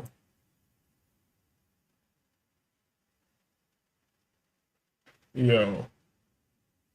Yo. Come on. Okay, okay. All right. I don't know. Nah. So there's like only one halfway okay one? Is that really it? That's the whole lineup? Damn, Arlette. There ain't even no fucking eye candy on this shit. Hold up. Come on. Come on. This is some goddamn 1992 ass dress. What the? This is she gotta be African. This is some shit Africans be wearing. She can't be FBA. Oh my god, this lineup ain't shit. I was hoping that we'd at least get some decent eye candy so we could listen to some bullshit. But yo, I'm gonna be real. I can't listen to hosts talk about nothing without them looking alright. Yo, this ain't shit. Yo. This ain't shit. And I should have made you niggas choose before I kept going. You feel me? I know niggas want to participate. Oh, I'm not fucking with nothing. You gotta choose something. You feel me? Oh, yo, let's see this. Let's see this fucking ugly ass bitches. Let's see them just reject somebody. Let's see this. Today is the Lily Roslyn midi dress in blush. Bitch, if you don't start the fucking show. All right. So, ladies, I'm going to be bringing out some single men one by one. When he comes around this corner, if you're feeling him, he's your type to a T, do not pop your balloon. However, if there's anything that you're just like, woof, my mom would not approve, go ahead and pop your balloon, and I'll go over to you and see why you ended up popping. Are you guys ready? Oh, okay. You guys sound like a choir. Get to the fucking point, All bitch. right. So, with that being said, let's go ahead and bring out our first single guy. Hello, welcome in. What's your name? Damn. Ice 44. Ice, you're 44. And what do you do? I'm an author. My first book is called Why Good Men Go Bad. Oh my god, this nigga is Ice. He's an author. This nigga is a jailhouse author, dog. Second book is called Pocket Full of Cash. It's a financial help book. And I also own my own logistics trucking company. Okay, cool. And now, what are some things you like to do for fun? Hold on, let me attend to my chat. Yo, shout out to Wayne Wallace. He says, "Bae, I choose a hoe." So you're the second guy who's come around the channel who chooses Arlette. You feel me? He fucking with Arlette. But yeah, that was kind of crazy. Let's see what these hoes are talking about. Fun. I like to travel, shop, read, write, shoot pool, be out in the sun, just kicking it. Mostly just traveling, enjoying life. Nice. And now, what do you look for in a woman? I would like a woman that I connect with mentally, physically, spiritually, emotionally. I don't need a woman for her finances, but it would be cool if, she does have some type of business about herself. Okay, nice. Now, what are some of your deal breakers? Deal breakers, I would say somebody that's negative, a woman that smokes cigarettes, and also a woman that has children. Okay. All right. Well, we got some pop balloons. Let's go on over there, see why they ended up popping. Let's start here. Your name and age? Hi, my name is Shaylin, and I'm 30. And Shaylin, what do you do? I'm a nursing student. Okay, nice. And so why did you end up popping your balloon? I popped because you're just a little too old for me. Okay. Alrighty. And now, is she someone that's your type? Yeah, she's pretty. Thank you. All right, thank you. Let's go down. Old ass nigga. Nashima, 33. All right. And Nashima, what do you do? I am a corporate trainer. What the fuck does that even mean? And why did you end up popping your balloon? It's just the aesthetics. You look really, really, really good. Like, spiffy. Like, you look amazing. But I'm just a little bit more like, Yeah, show them bitches the socks, nigga. You feel me? I fuck with socks, nigga. Yes, let me see the socks. I love it. Yeah, but it's just not my aesthetic. But you look amazing. Okay, cool. And now, is she someone that's your type? She's cool. She's cool. Maybe just a little bit too much makeup, but other than that, you seem like you got a good personality. So okay. That's what's up. He's on your ass. Shout out to this nigga. Thank you. Thank you. Shout out to this nigga. Show the bitch the socks. Be like, bitch, yeah, I am fresh as shit. Don't miss the socks, bitch. Don't miss the socks. And you got too much makeup on. Let's keep it moving. Let's go on over here. Your name and age? My name is Holly, and I'm 28. And Holly, what do you do? I'm an accountant. All right. And why did you end up popping your balloon? He's just a little too old for me. Yeah. All right. Now, Ice, is she someone that's your type? It's kind of normally I don't go for braids. Yours don't really look that bad, but yeah, I'm just not really a fan of braids. But no you worries. do seem like you got a cool personality about yourself. It is what it is. All right, thank you. We gotta pop back here. Let's head on back. Your name and age. Martina, I'm 35. All right, Martina, what do you do? This is what a 35-year-old bitch looks like.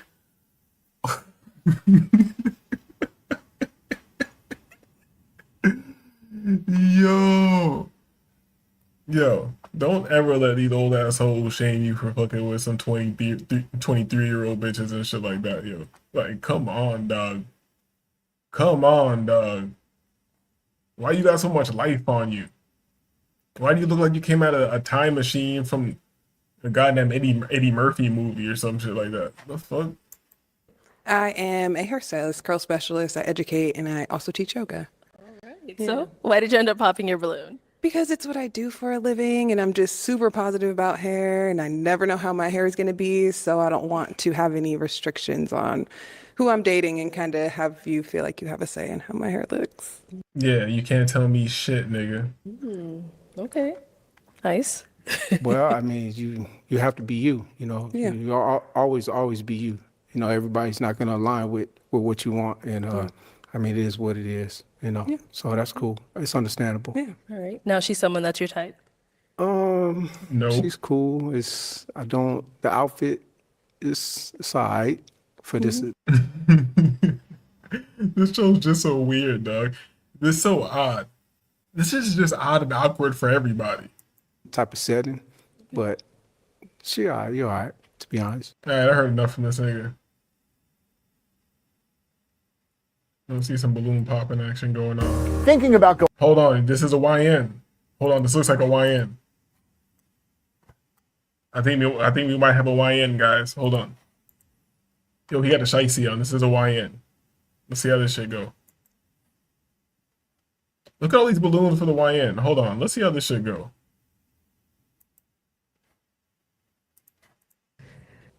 All right, let's bring out our next single guy. Welcome in. What's your name? My name's Mondo. What is it? Mons. Mond? Mons. What is he? Mons. Okay, and how old are you? I'm 35. 35? Yeah, okay, 35. and what do you do? I've been in IT for about 10 years. I relocated from Jersey to Alabama. And now I also have a social media company, Hoodie Hustling, where I talk about like financial education, stocks, cryptos, YouTube, all that stuff, just building out. This is a rich ass nigga. Look at all the bitches who did pop the balloon. They're getting all happy and shit. Like, ooh, I might be able to get the rich nigga. Look at this bitch who popped the balloon. She's like, God damn, it's a rich nigga. Fuck. Generational wealth the right way. All right, and Mons, could we see you or this? Oh yeah, I can take it off. Okay, yes, thank you. Of course. He got another one. Let's go, Super YN. This nigga futuristic neo YN, dog. Niggas getting money. Oh, you thought niggas could just scam and crack cards? Nah, you should have never told niggas about crypto and goddamn mutual funds and developing apps and shit. YNs are on the computer now. Nigga chain, dog. You ever heard of nigga chain? Marshall's buyers are. Hold up. Seeking My Creator says all the balloons gonna pop. Nope. Seeking My Creator, I know clearly that Black Vulcans are not invested in nigga chain. Look into it. So y'all can tell I'm with the jokes. I'm with the jokes. So Go ahead, take the next one off. oh, next one off. Just. Okay. Sorry. Okay. All right. All right, I'm not sure if I caught. What do you do, Mons? Been in IT for about 10 years, and then I have the social media company, Hoodie Hustling, where I talk about financial education. Okay, got it. Now, what are some things you like to do for fun? Fully branded. I might look into what Hoodie Hustling is after this. Fully branded. Good job. A lot of my free time goes into kind of building out my platform. As you guys know, it takes a lot of time, but I also like to stay fit, active, enjoy nature. A lot of my family's still in Jersey, so FaceTiming my family, nephews, the homies. And I'm a pretty chill guy. I like spades, bid whist, all that type of stuff. You know, Okay. keep it chill. And what do you look for in a woman? This guy's strategic. He came out with a YN look. He had like a little playful thing with it. You feel me? And then like what the singer just say? Hold on. Beats, bid whist, all that type of stuff. Oh yeah, and then the nigga say that he played spades to prove that he's still really black. You feel me? Cause they're like, I bet you like, I know he got money and everything, but this nigga has companies and crypto. He might be kind of corny. This might be a costume. This nigga like, no, bitch, I play spades. Okay. Keep it chill. And what do you look for in a woman? I try to keep it simple. I do the 5 Fs. So fine, fit, feminine, friendly, funny, and cooperative. Don't worry about the C. That's extra. Okay. And what are some deal breakers? I would say deal breakers would be kind of the opposite of the 5 Cs, but also kind of women that 5 Fs, nigga. All that smooth shit goes out the window if you can't keep it smooth. judge they book by the cover. Yeah, the 5 Fs, yeah. Yeah, just women to judge the books by the cover, because you never know what somebody's got going on and whatnot. So okay, that's pretty much it. All right, cool. So we did get some pop balloons. Let's go on over there, see why they ended up popping. Your name and age. I'm Shaylin, and I'm 30. All right, and Shaylin, why'd you end up popping your balloon? I just don't think we match each other's vibe. And that's it. I smashed Shaylin. She not bad. She got that little funny tooth on the side. I could definitely get her. And in what way? Like, what are you getting from him? Shy, like covered up. I like to be seen. So I don't want to date a YN like coming in with that at like you're 35. So I'm just, it's a no for me. Okay. All right.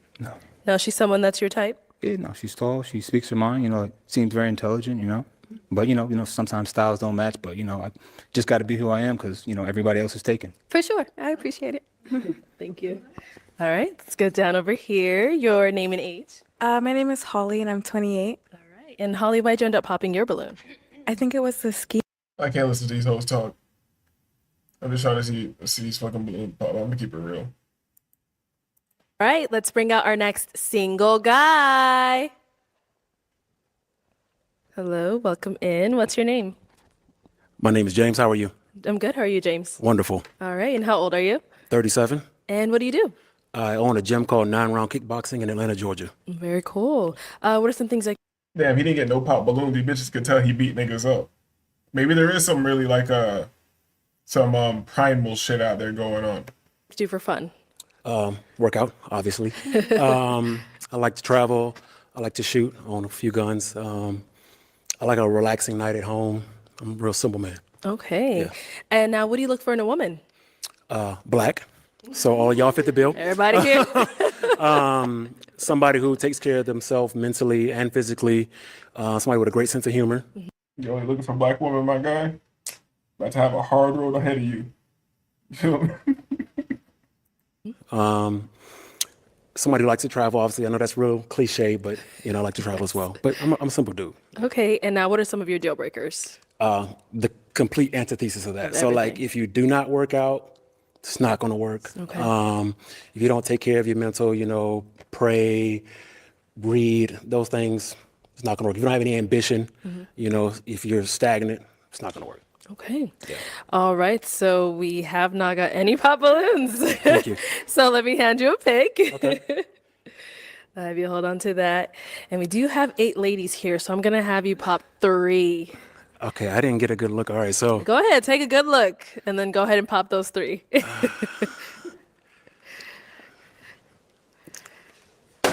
Okay, 2 more.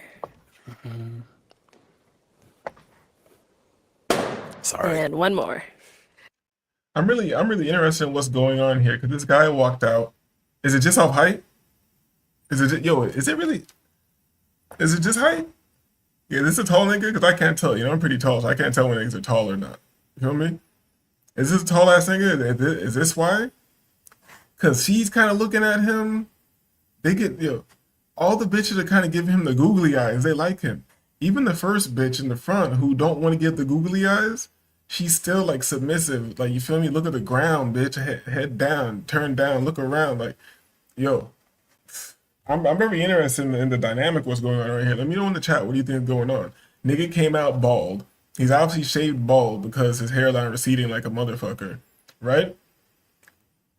Got a funny wool jacket on. Like, is it just all? Yeah, let me know what's going on in the hat. Let me know what's going on in the chat. I'm kind of confused. Oh, this is hard. I'm Matt, food scientist and head of R&D at Mudwater. Hold up a second. Seeking my creator bossing up. Seeking my creator bossing up. He said, man, he goofy. He should have just walked up to the woman he wanted and said, we out. I agree with that technique. I saw like a YN or one of the shows do that. You know how they have a million pop the balloons. I saw there was a YN version. The nigga walked out. He just went and popped all the whole balloons except for one. And he said, all right, we out. And they was out. Oh, and this nigga is tall as shit. Now that he's like leaning, that nigga leaning over to pop the bitch's balloon, he didn't even leave from where he was. The nigga's tall as shit. This nigga stayed all the way on the other side of the stage and just leaned over to pop the bitch's balloons. This nigga's about 7 feet. So he's 7'10" or some shit like that. Goddamn Nephilim. Okay, let's start down there. Okay. All right, let's get your name and age. I'm Sapphire. I'm 35. Nice to meet you, Sapphire. Sapphire, why was your balloon unpopped? Well, he was attractive and Thank you. cutest guy that came out so far. So I was like, hey. Damn, these hoes like this nigga. You feel me? Maybe I have a chance. You feel me? You feel me? You feel me? If this nigga got the bitches, I got the height. You feel me? I was like, yo, I'm like, damn, why do bitches be fucking with me? I kinda ain't shit. You know what I'm saying?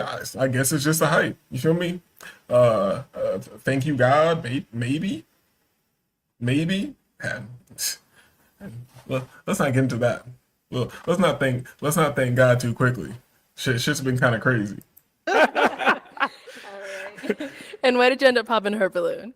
I mean, all these ladies are beautiful, but it just wasn't an immediate attraction. Okay. Yeah, that's all. All right. Yeah. Thank you. And then we did pop another one over here. Your name and age. Nashima, 33. All right. And Nashima, why was your balloon The two unpopped? fattest It's bitches. like the height for sure. And then The height. There we go. But I like how you just got out of the way, pop the two fattest bitches. Let's not even talk about it. I can tell you don't work out. I like that he's very ambitious. Appreciate it. And why'd you end up popping hers? Again, just no immediate attraction. Yeah. Thank you. Yeah. And our last pop balloon here, your name and age, and why was your balloon unpopped? Martina, 35, because he's a business owner, he's active. I am both of those things as well. Seems like low-key homebody, and I'm a homebody, so. She's still trying to shoot her shot. Damn, these bitches are thirsty. Is this the ideal black man for... But like, was just interested in hearing more questions and see if more things aligned. Okay, definitely. Okay. No, why'd you end up popping hers? Again, I didn't have a real good reason. I mean, height-wise, it's perfect. You know, we can make some great athletes. If, Oh, you see, know, no, we got that I don't want any kids, so we would. Okay, so that wouldn't work. Ugh, this old ass crusty musty bitch. I wonder, then what are you good for? What are you good for? What the fuck? You think a nigga just want to hang out with you? You're fucking Jerry curl. Anyway, perfect. Listen, great. Yep. Okay, cool. Thank you. Yep. All right, go ahead and ask our remaining 5 ladies a question. Does anyone in your life think they're in a relationship or anything like that with you? Uh-oh. Okay, let's get your name and age and answer to his question. Hi, I'm Shaylin. I'm They're all about to lie. 30 and no. Okay. Okay. All right. Straight to the point. We like Yeah, that. I mean, it should be a yes or no. Name and age and answer to his question. My name is Holly and I'm 28 and the answer to your question is no. Okay. Good. That's what we like to hear. Feel like Name and some of y'all age. lying. Answer to his question. Hi, my name is Janelle. I'm 34. And the answer to your question is that I'm always in a relationship with God. So, yes. Okay. Okay. Fair So, enough. yes. You know, the other girls are like, oh, that was a good lie. I should have thought of that lie. I should have brought God into my bullshit. Amen. Name and age and answer to his question. Stephanie, 39. I hope not. I hope not, because single, but no on my part. No. Lying. Lying. And your name and age and answer to his question. Yanti, 33, and no. Okay. All right. Okay. Yo, let me know in the chat which one of these hoes you think he going home with, because none of these hoes popped a balloon on him. He's been popping balloon on these hoes since he walked out. So is he gonna take something? We should put some bets on this. Like, what's the spread on him? On what hoe can we parlay? He's gonna get this.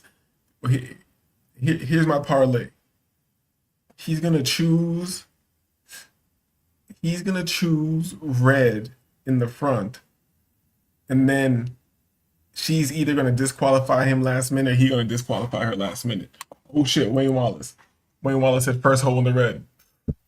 You feel me? Hey, like we thinking alike, man. Educated Tyrone has no opinion. He's laughing at these hoes. You feel me? Ooh, he's laughing at the hoes. Because he can't be laughing at this black man. This nigga owns a goddamn Taekwondo gym. Nigga is 7'10". You feel me? Dressed like a lumberjack. This nigga dressed like that. Yo, know who he dressed like? Hold up. Hold up. He dressed like this nigga right here. Hold up. This is who he is. Please let me remember this guy's name. Please let me remember this guy. Yes. Yo. Hold up. This is what a black woman is looking for, dog. You got to be built like John Henry, dog. You feel me? Everybody ever heard of John Henry? They said he was a big nigga who built the railroad tracks or something like that. I'm pretty sure. Hold on. John Henry is an American folk hero, an African-American freedman. He is said to have worked as a steel-driving man, a man tasked with hammering a steel drill into a rock to make holes for explosives to blast the rocks into construction, to blast the rock in constructing a railroad tunnel. So they like to say Chinese niggas. They like to say Chinese niggas built the railroad and all that shit, but it actually was one black man. Feel me? They always want to take everything from us. It was actually one black man. Look, see this nigga right here. This is actually how big he is, and that nigga. He bust this whole hole by himself with one hammer. You feel me? Black people built different. Not anymore. You feel me? This was back in the days when we were real, standing on 10 toes and everything like that. We not built like this anymore. You feel me? Don't none of you niggas try to go out there and hammer a goddamn hole through a mountain. You're gonna throw your back out, my guy. You're not built like this no more. Black people, we not built like this anymore. You feel me? But I think I made my point. You feel me? But we not built like this anymore, but we gonna be alright. We gonna be alright. Oh, let me get this back up here. How we got educated Tyrone. First chick on the far left is best by far. She alright. She used to have an OF. Do you know this for a fact? You just putting that jacket on her. And James, what about for yourself? Oh no, absolutely. Okay, good. We always got to check. Hand in hand anywhere. We can. All right, go ahead and pop 2 balloons.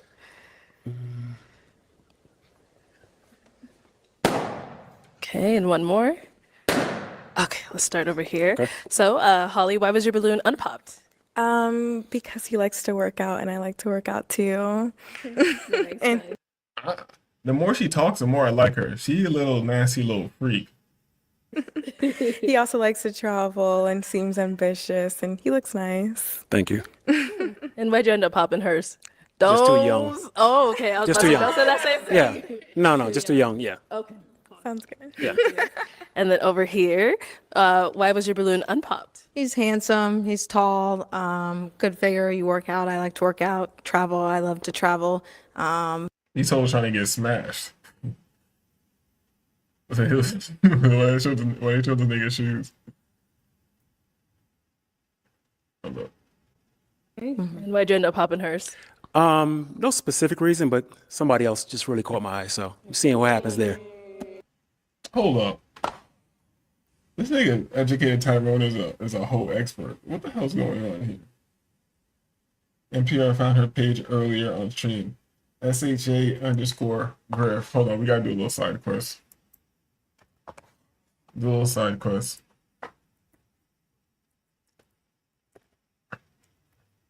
Anyway, she got rid of it because she was found out from the show, or what? Ooh, she's on Reddit and all that? Am I about to find her on Reddit and all that? Hold up. Let's go. Let's go. Let's go. Shout out to educated Tyrone.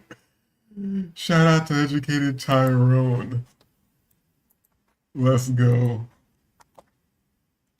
The MTR found her page early on stream. or screenshots of her old page, should I say, on Reddit or Google her name. All right, yeah. I'm already there. And yeah, she cleaned it from her Insta, but it's on Reddit. Oh my, now with this evidence, ooh.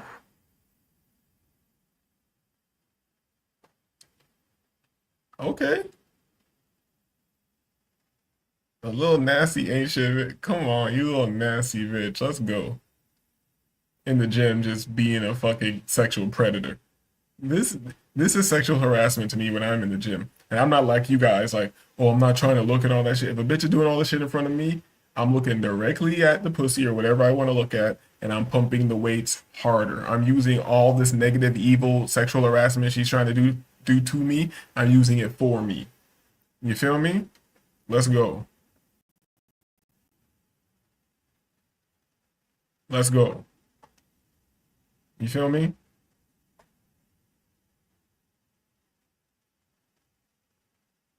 Look at her little cake. She got some. Look, yo, Wayne Wallace is doing around here. Educated Tyrone knows the deal. So what we saying? We saying she got fire boxer now. We know she looks good. We know the body looks good. She a little ratchet. Pretend. Okay. Oh, the back shots are immaculate. Yo, the back shots on her are immaculate. Hold on. Can I control this? Oh shit. This is a long ass video. Hold up.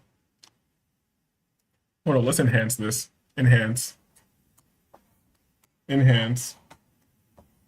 So you think she's just cute, or you think the box is fire?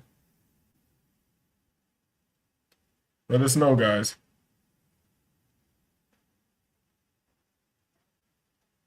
This is OnlyFans. OnlyFans is some bullshit. And so niggas paying for OnlyFans for this. This is wild. For a hood stripper bitch.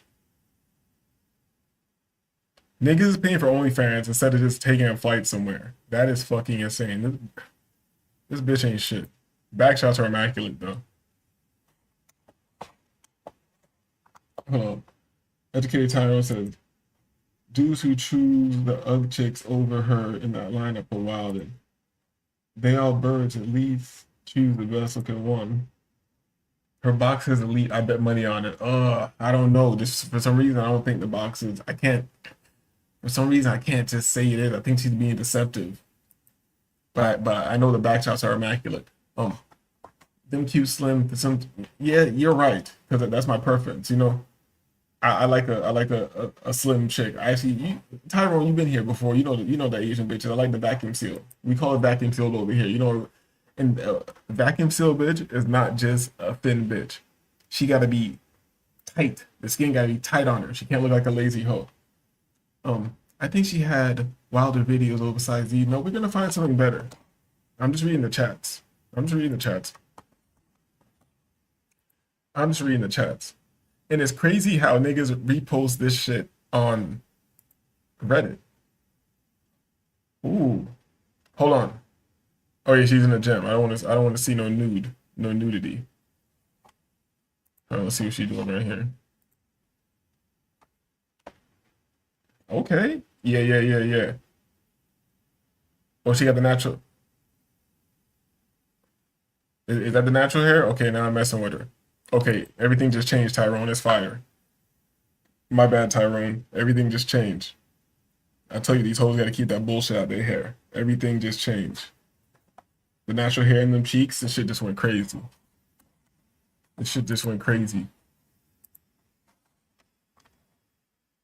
Yep. Yeah, that's facts. The box is fire. My bad, guys. False alarm. You feel me? I know you niggas like white girls and shit, which I do too. Love a South American, but there's something about grabbing the sister's natural hair, you know? When you grab the spirals, the Fibonacci spirals, the 9 ethers, you connect with the Akashic records when you grab the soft natural hair, the curly nap fro. You feel me? When she got some nice hair, you feel me?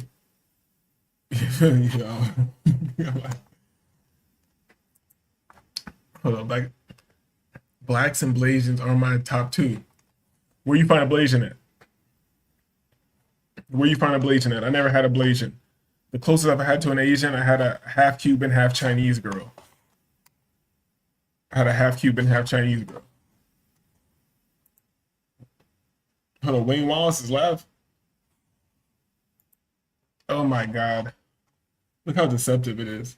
Wayne Wallace was laughing, but he didn't answer the question. Is a box fire or not? In your opinion, is a box fire or not? Feel me? Brunette Becky's are cool though. They have enough seasoning for me. Feel me? All right, let's see. I want to see something spicier. There's got to be something better going on. They're just all in the gym doing this bullshit. I like her build. Like I said, the back shots are immaculate. Tonight on Twitch. Every 6 p.m. What, Mountain? That's MST, Mountain Standard Time. Every subscriber equal one shake. This bitch is shaking cake for subscribers. And these bitches all looking for a man trying to act like a good bitch. I'm not mad at it, you know. Okay. Okay. Okay, let me enhance. Let me enhance that for the homies. Enhance. Okay. Like I said, the back shots are immaculate. Hold on, I really want to see her in a thong. You feel me? This is the age, this is the day and age that we're in. Like, anytime I see a bitch, even if you see a bitch on a dating app, if she's got like a social media, you're gonna be like, I want to see what this bitch looks like basically naked. So all you gotta do is go to her goddamn social media. Okay, we're getting closer to the truth. We're getting closer to the truth. Enhance. Enhance. Enhance. Yeah, this is definitely, yeah, my speed. I could do something with that. You feel me? Okay. And she, like I thought, she nasty. You feel me? She nasty like I thought, you know. I know, bitch. Yeah, Tyrone, what'd I tell you? I don't know if they're trying to hit me with a strike for this or whatever. For showing it's a bathing suit. AI, it's a bathing suit. I told you. All I gotta do is scroll enough, and you're gonna see a bitch half naked, and you're gonna see a thong and see her ass and all that. I told you, dog. Didn't I tell you? I told you. I knew it was coming. Yo, pause. I knew it was coming. Yeah. The back shots are immaculate. I'm not mad at her. And here's one thing: if a bitches out there, if you're gonna put fake hair in your head, make it look ridiculous. There's no in between. Don't try to look like, oh, I just grow white woman hair. You don't grow white woman hair. Make it look ridiculous. Put some different colors in it. Make that shit hang down by your ass. Go full stripper with it. Go full stripper with it. You feel me? Hold up. What the hell did I just do? What the fuck did I just do? What the fuck is going on?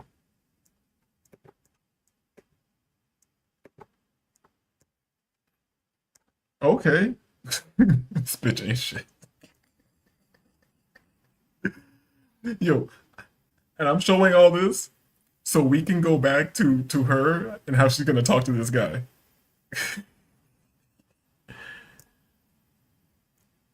This is a bitch you trying to say you need to be ambitious. If you don't shut the fuck up, bitch, and sell pussy and break bread with a nigga, this shit's crazy. All right, I think we've seen enough. Let's get this back up here. Now we can see how she's talking.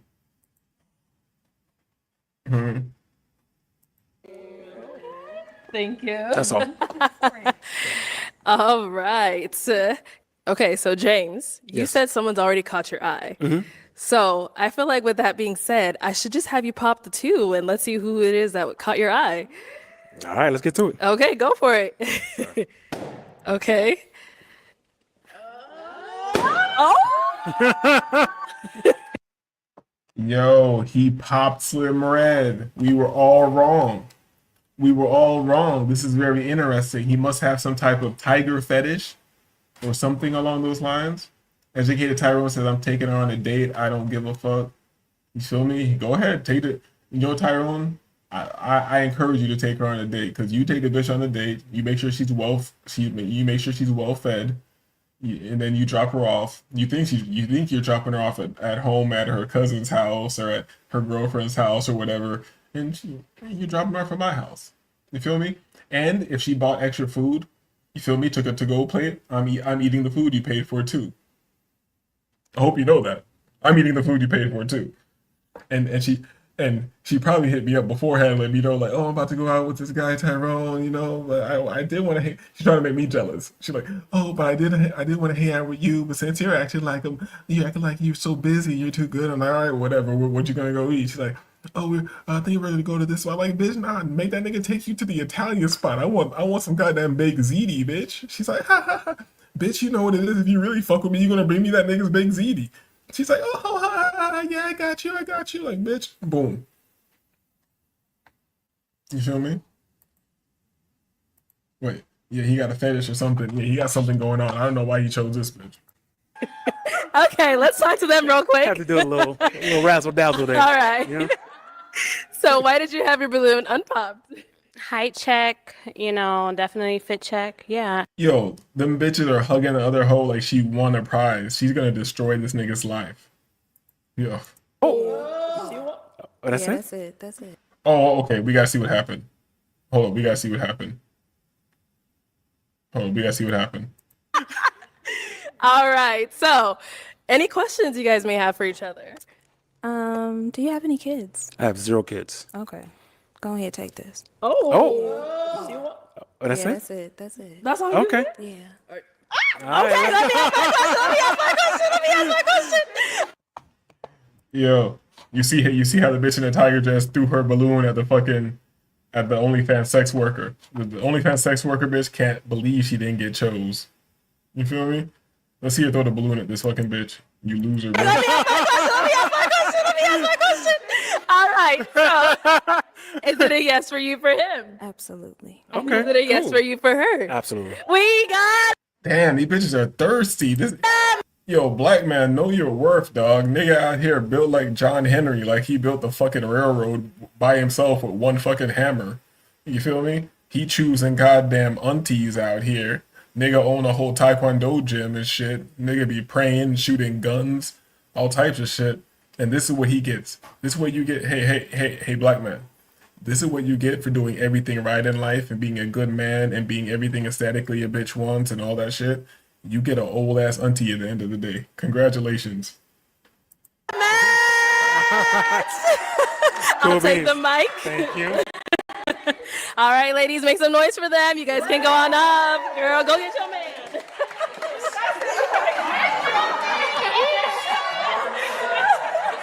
Yo, they're having a party that a bitch captured a nigga. Yo, this is insane. They're having a party that a bitch captured a nigga. You guys can go on up. Girl, go get your man. Look at this. A nigga's in servitude. Look at the bitches have a party. Oh my god, she got it, one girl.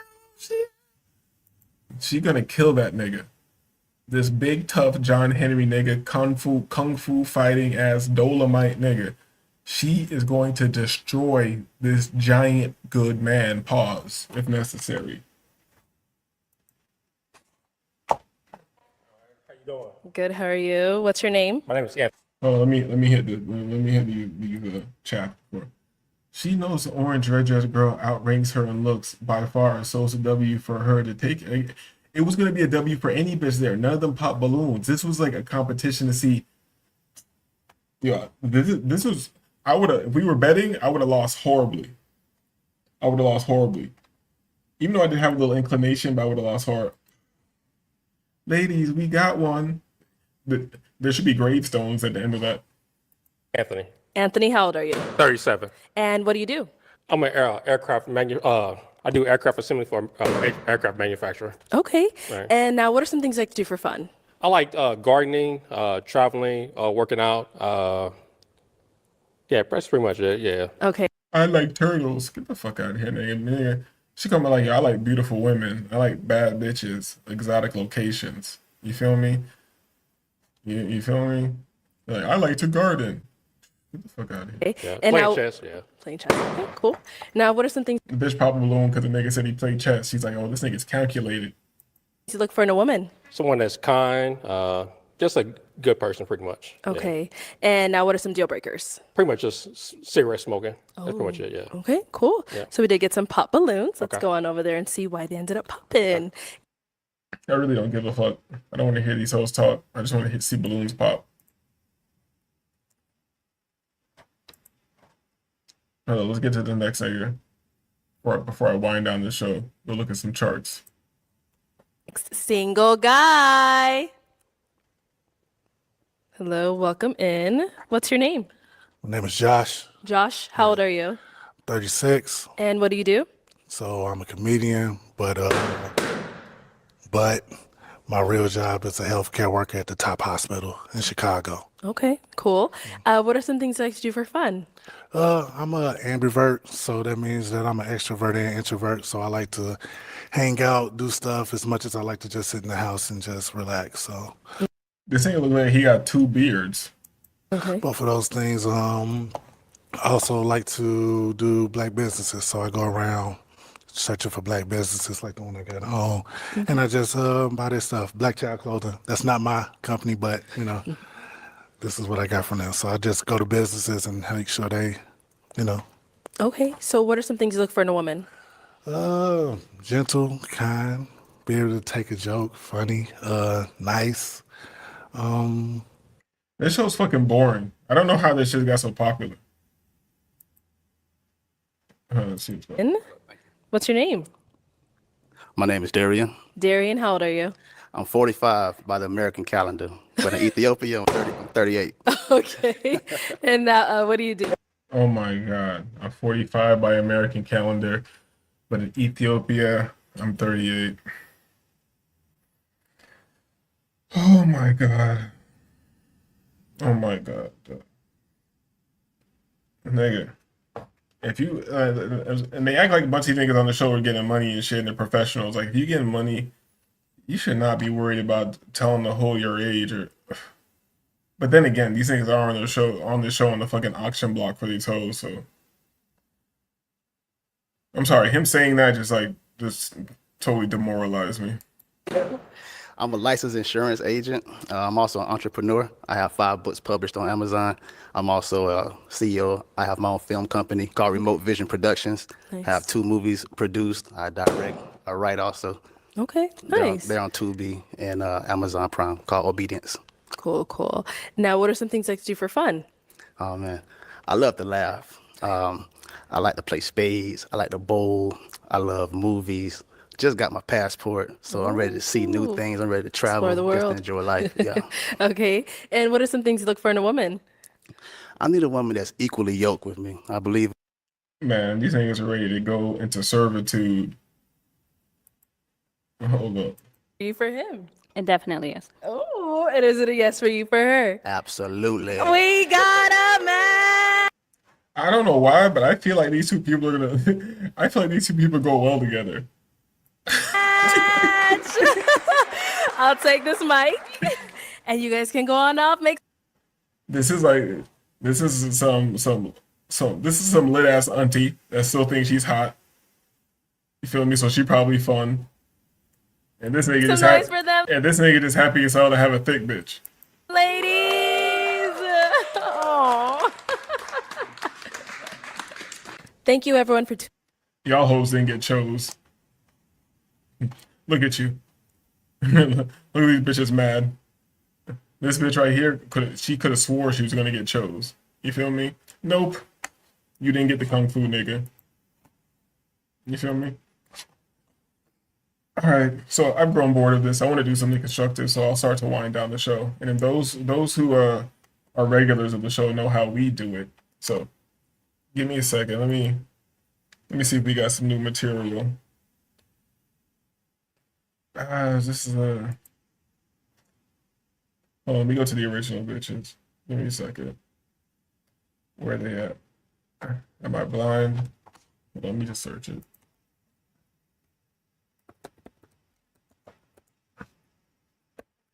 Two seconds. The people who don't know about the show, You're gonna see how we wind it down. Damn, all these new clips are trash. Hold up. I guess I'm gonna go to so we got a couple new people here. Let's go to a classic. Let's go to a classic. And it's nice and short. And it's perfect. Let's go. Let's go to a classic. And I had a coffee for this live, and I just remembered at the end of the goddamn live. You feel me? Let's hear the ladies out.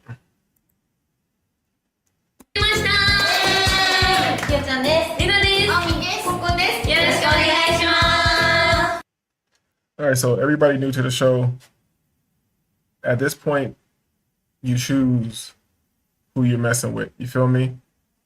Far left, I forgot what we call her. The light-skinned one, touching her titties right now. That's Henny Breath. Next to her with the black hair, we have Heavy Titties. And to the right of her, we have Skinny Mini. Make your selections.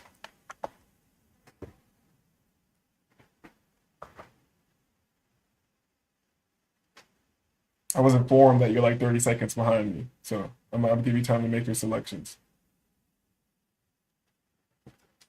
And this might be my favorite episode of all time, where they literally put the work on the scale. You feel me? They literally put the work on the scale. And Wayne Wallace, I know you're new to the channel. There's no wrong answer. That's the beauty of this. The end of the show is just for us to wind down, get into a meditative state, see something pleasing, but not overly sexual. This is not like bitches twerking and shaking their pussy in your face and all that. No, it's hot, but it's odd. You know, it's meditative. That's what this part. Look at it. Look at it. Hold up. Look at it on the scale. Hold on. Let's let her do that again. Look how heavy the titties are on Heavy Titties. Oh, she's like, oh my God. She had to lift them bitches up. She's like, oh my God, what am I going to do with all this fucking cocaine? This uncut cocaine. Ugh. There we go. That's what I'm working with. She's like, yo, when I break this shit down, I'm about to get paid. Fuck is wrong with these niggas? Hold up. We see Heavy Titties' whole body. Let's see Heavy Titties' whole body real quick. Little baddie. And this is an old episode. She's kind of fell off. Hold on, Wayne Wallace, new to the show, has made his first selection. I'm pretty sure he means number 2, so he means light-skinned Japanese woman, also known as Henny Breath. Okay, we're gonna see what Wayne Wallace. Oh, she put the work on the scale. How much you gonna get when you break that shit down, bitch? How much you gonna get when you break that shit down in the block? She's like, oh shit. She's like, I'm gonna get rich, but I'm not gonna get rich like Heavy Titties right here. Hold up. We gotta educate Tyrone. He says 1 or 2. Okay, so he going with Henny Breath, or I like number 1, far left over here, because she looks like 1988 anime. You feel me? But on this episode, I'm either, since you guys showed over here, I was already looking over here. I'm either gonna go with Heavy Titties or Skinny Mini. I haven't made my decision yet.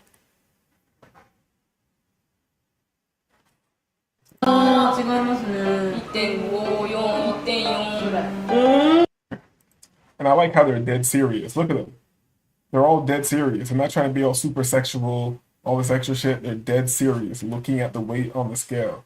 We're trying to see how much we gonna make when we bust this shit down.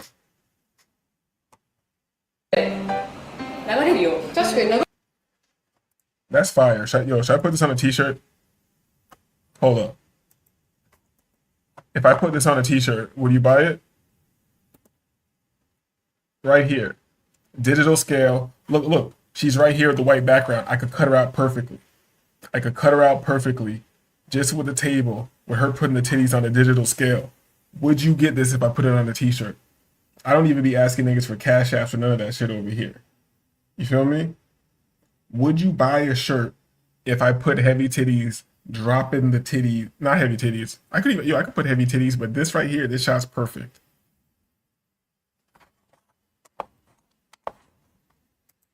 Tyrone getting greedy. Let's go. Boom. This will make a fire t-shirt. Put in the, yo.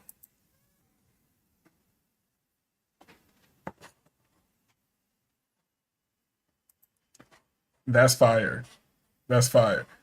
I definitely got to put this on a t-shirt.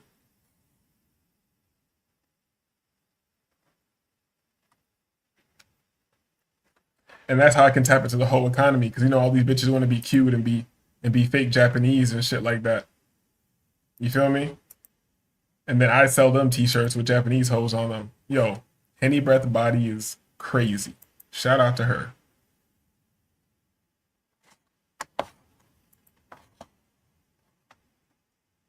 Come on. Try your best. Look at them. They keeping this, they're dead serious about that. They said her titty weighed less than a gram. Okay. Let's go. Let's go. I forgot about this scene. Let's go.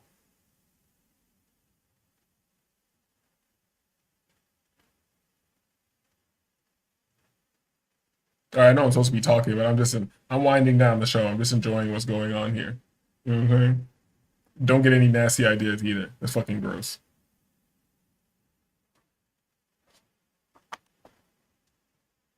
Okay. Okay. See, this is what Japanese bitches do together. Just wave their titties, bounce them around a little bit. If you leave your American girlfriend with her girlfriends like this, they're gonna be eating each other's pussy in like 15 minutes. Fucking animals. Do your best, Skinny Mini. Do your best. Do your best. Boom. Drop that titty on there. Good job.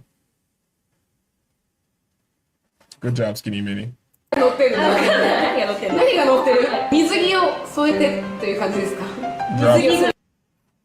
She's like, damn, I can't get no reading on my titty. It's okay. It's okay, Skinny Mini. I fuck with you. You know what? I'm gonna choose Skinny Mini this episode just because I like her effort. She knows she ain't got no titties and she's still in the game. You feel me? The game is rigged. I guess this is a good parallel to the drug game. You feel me? The game is rigged. You feel me? Some people just got more work than you do. Some people just got more work than you do. You can't do nothing about it.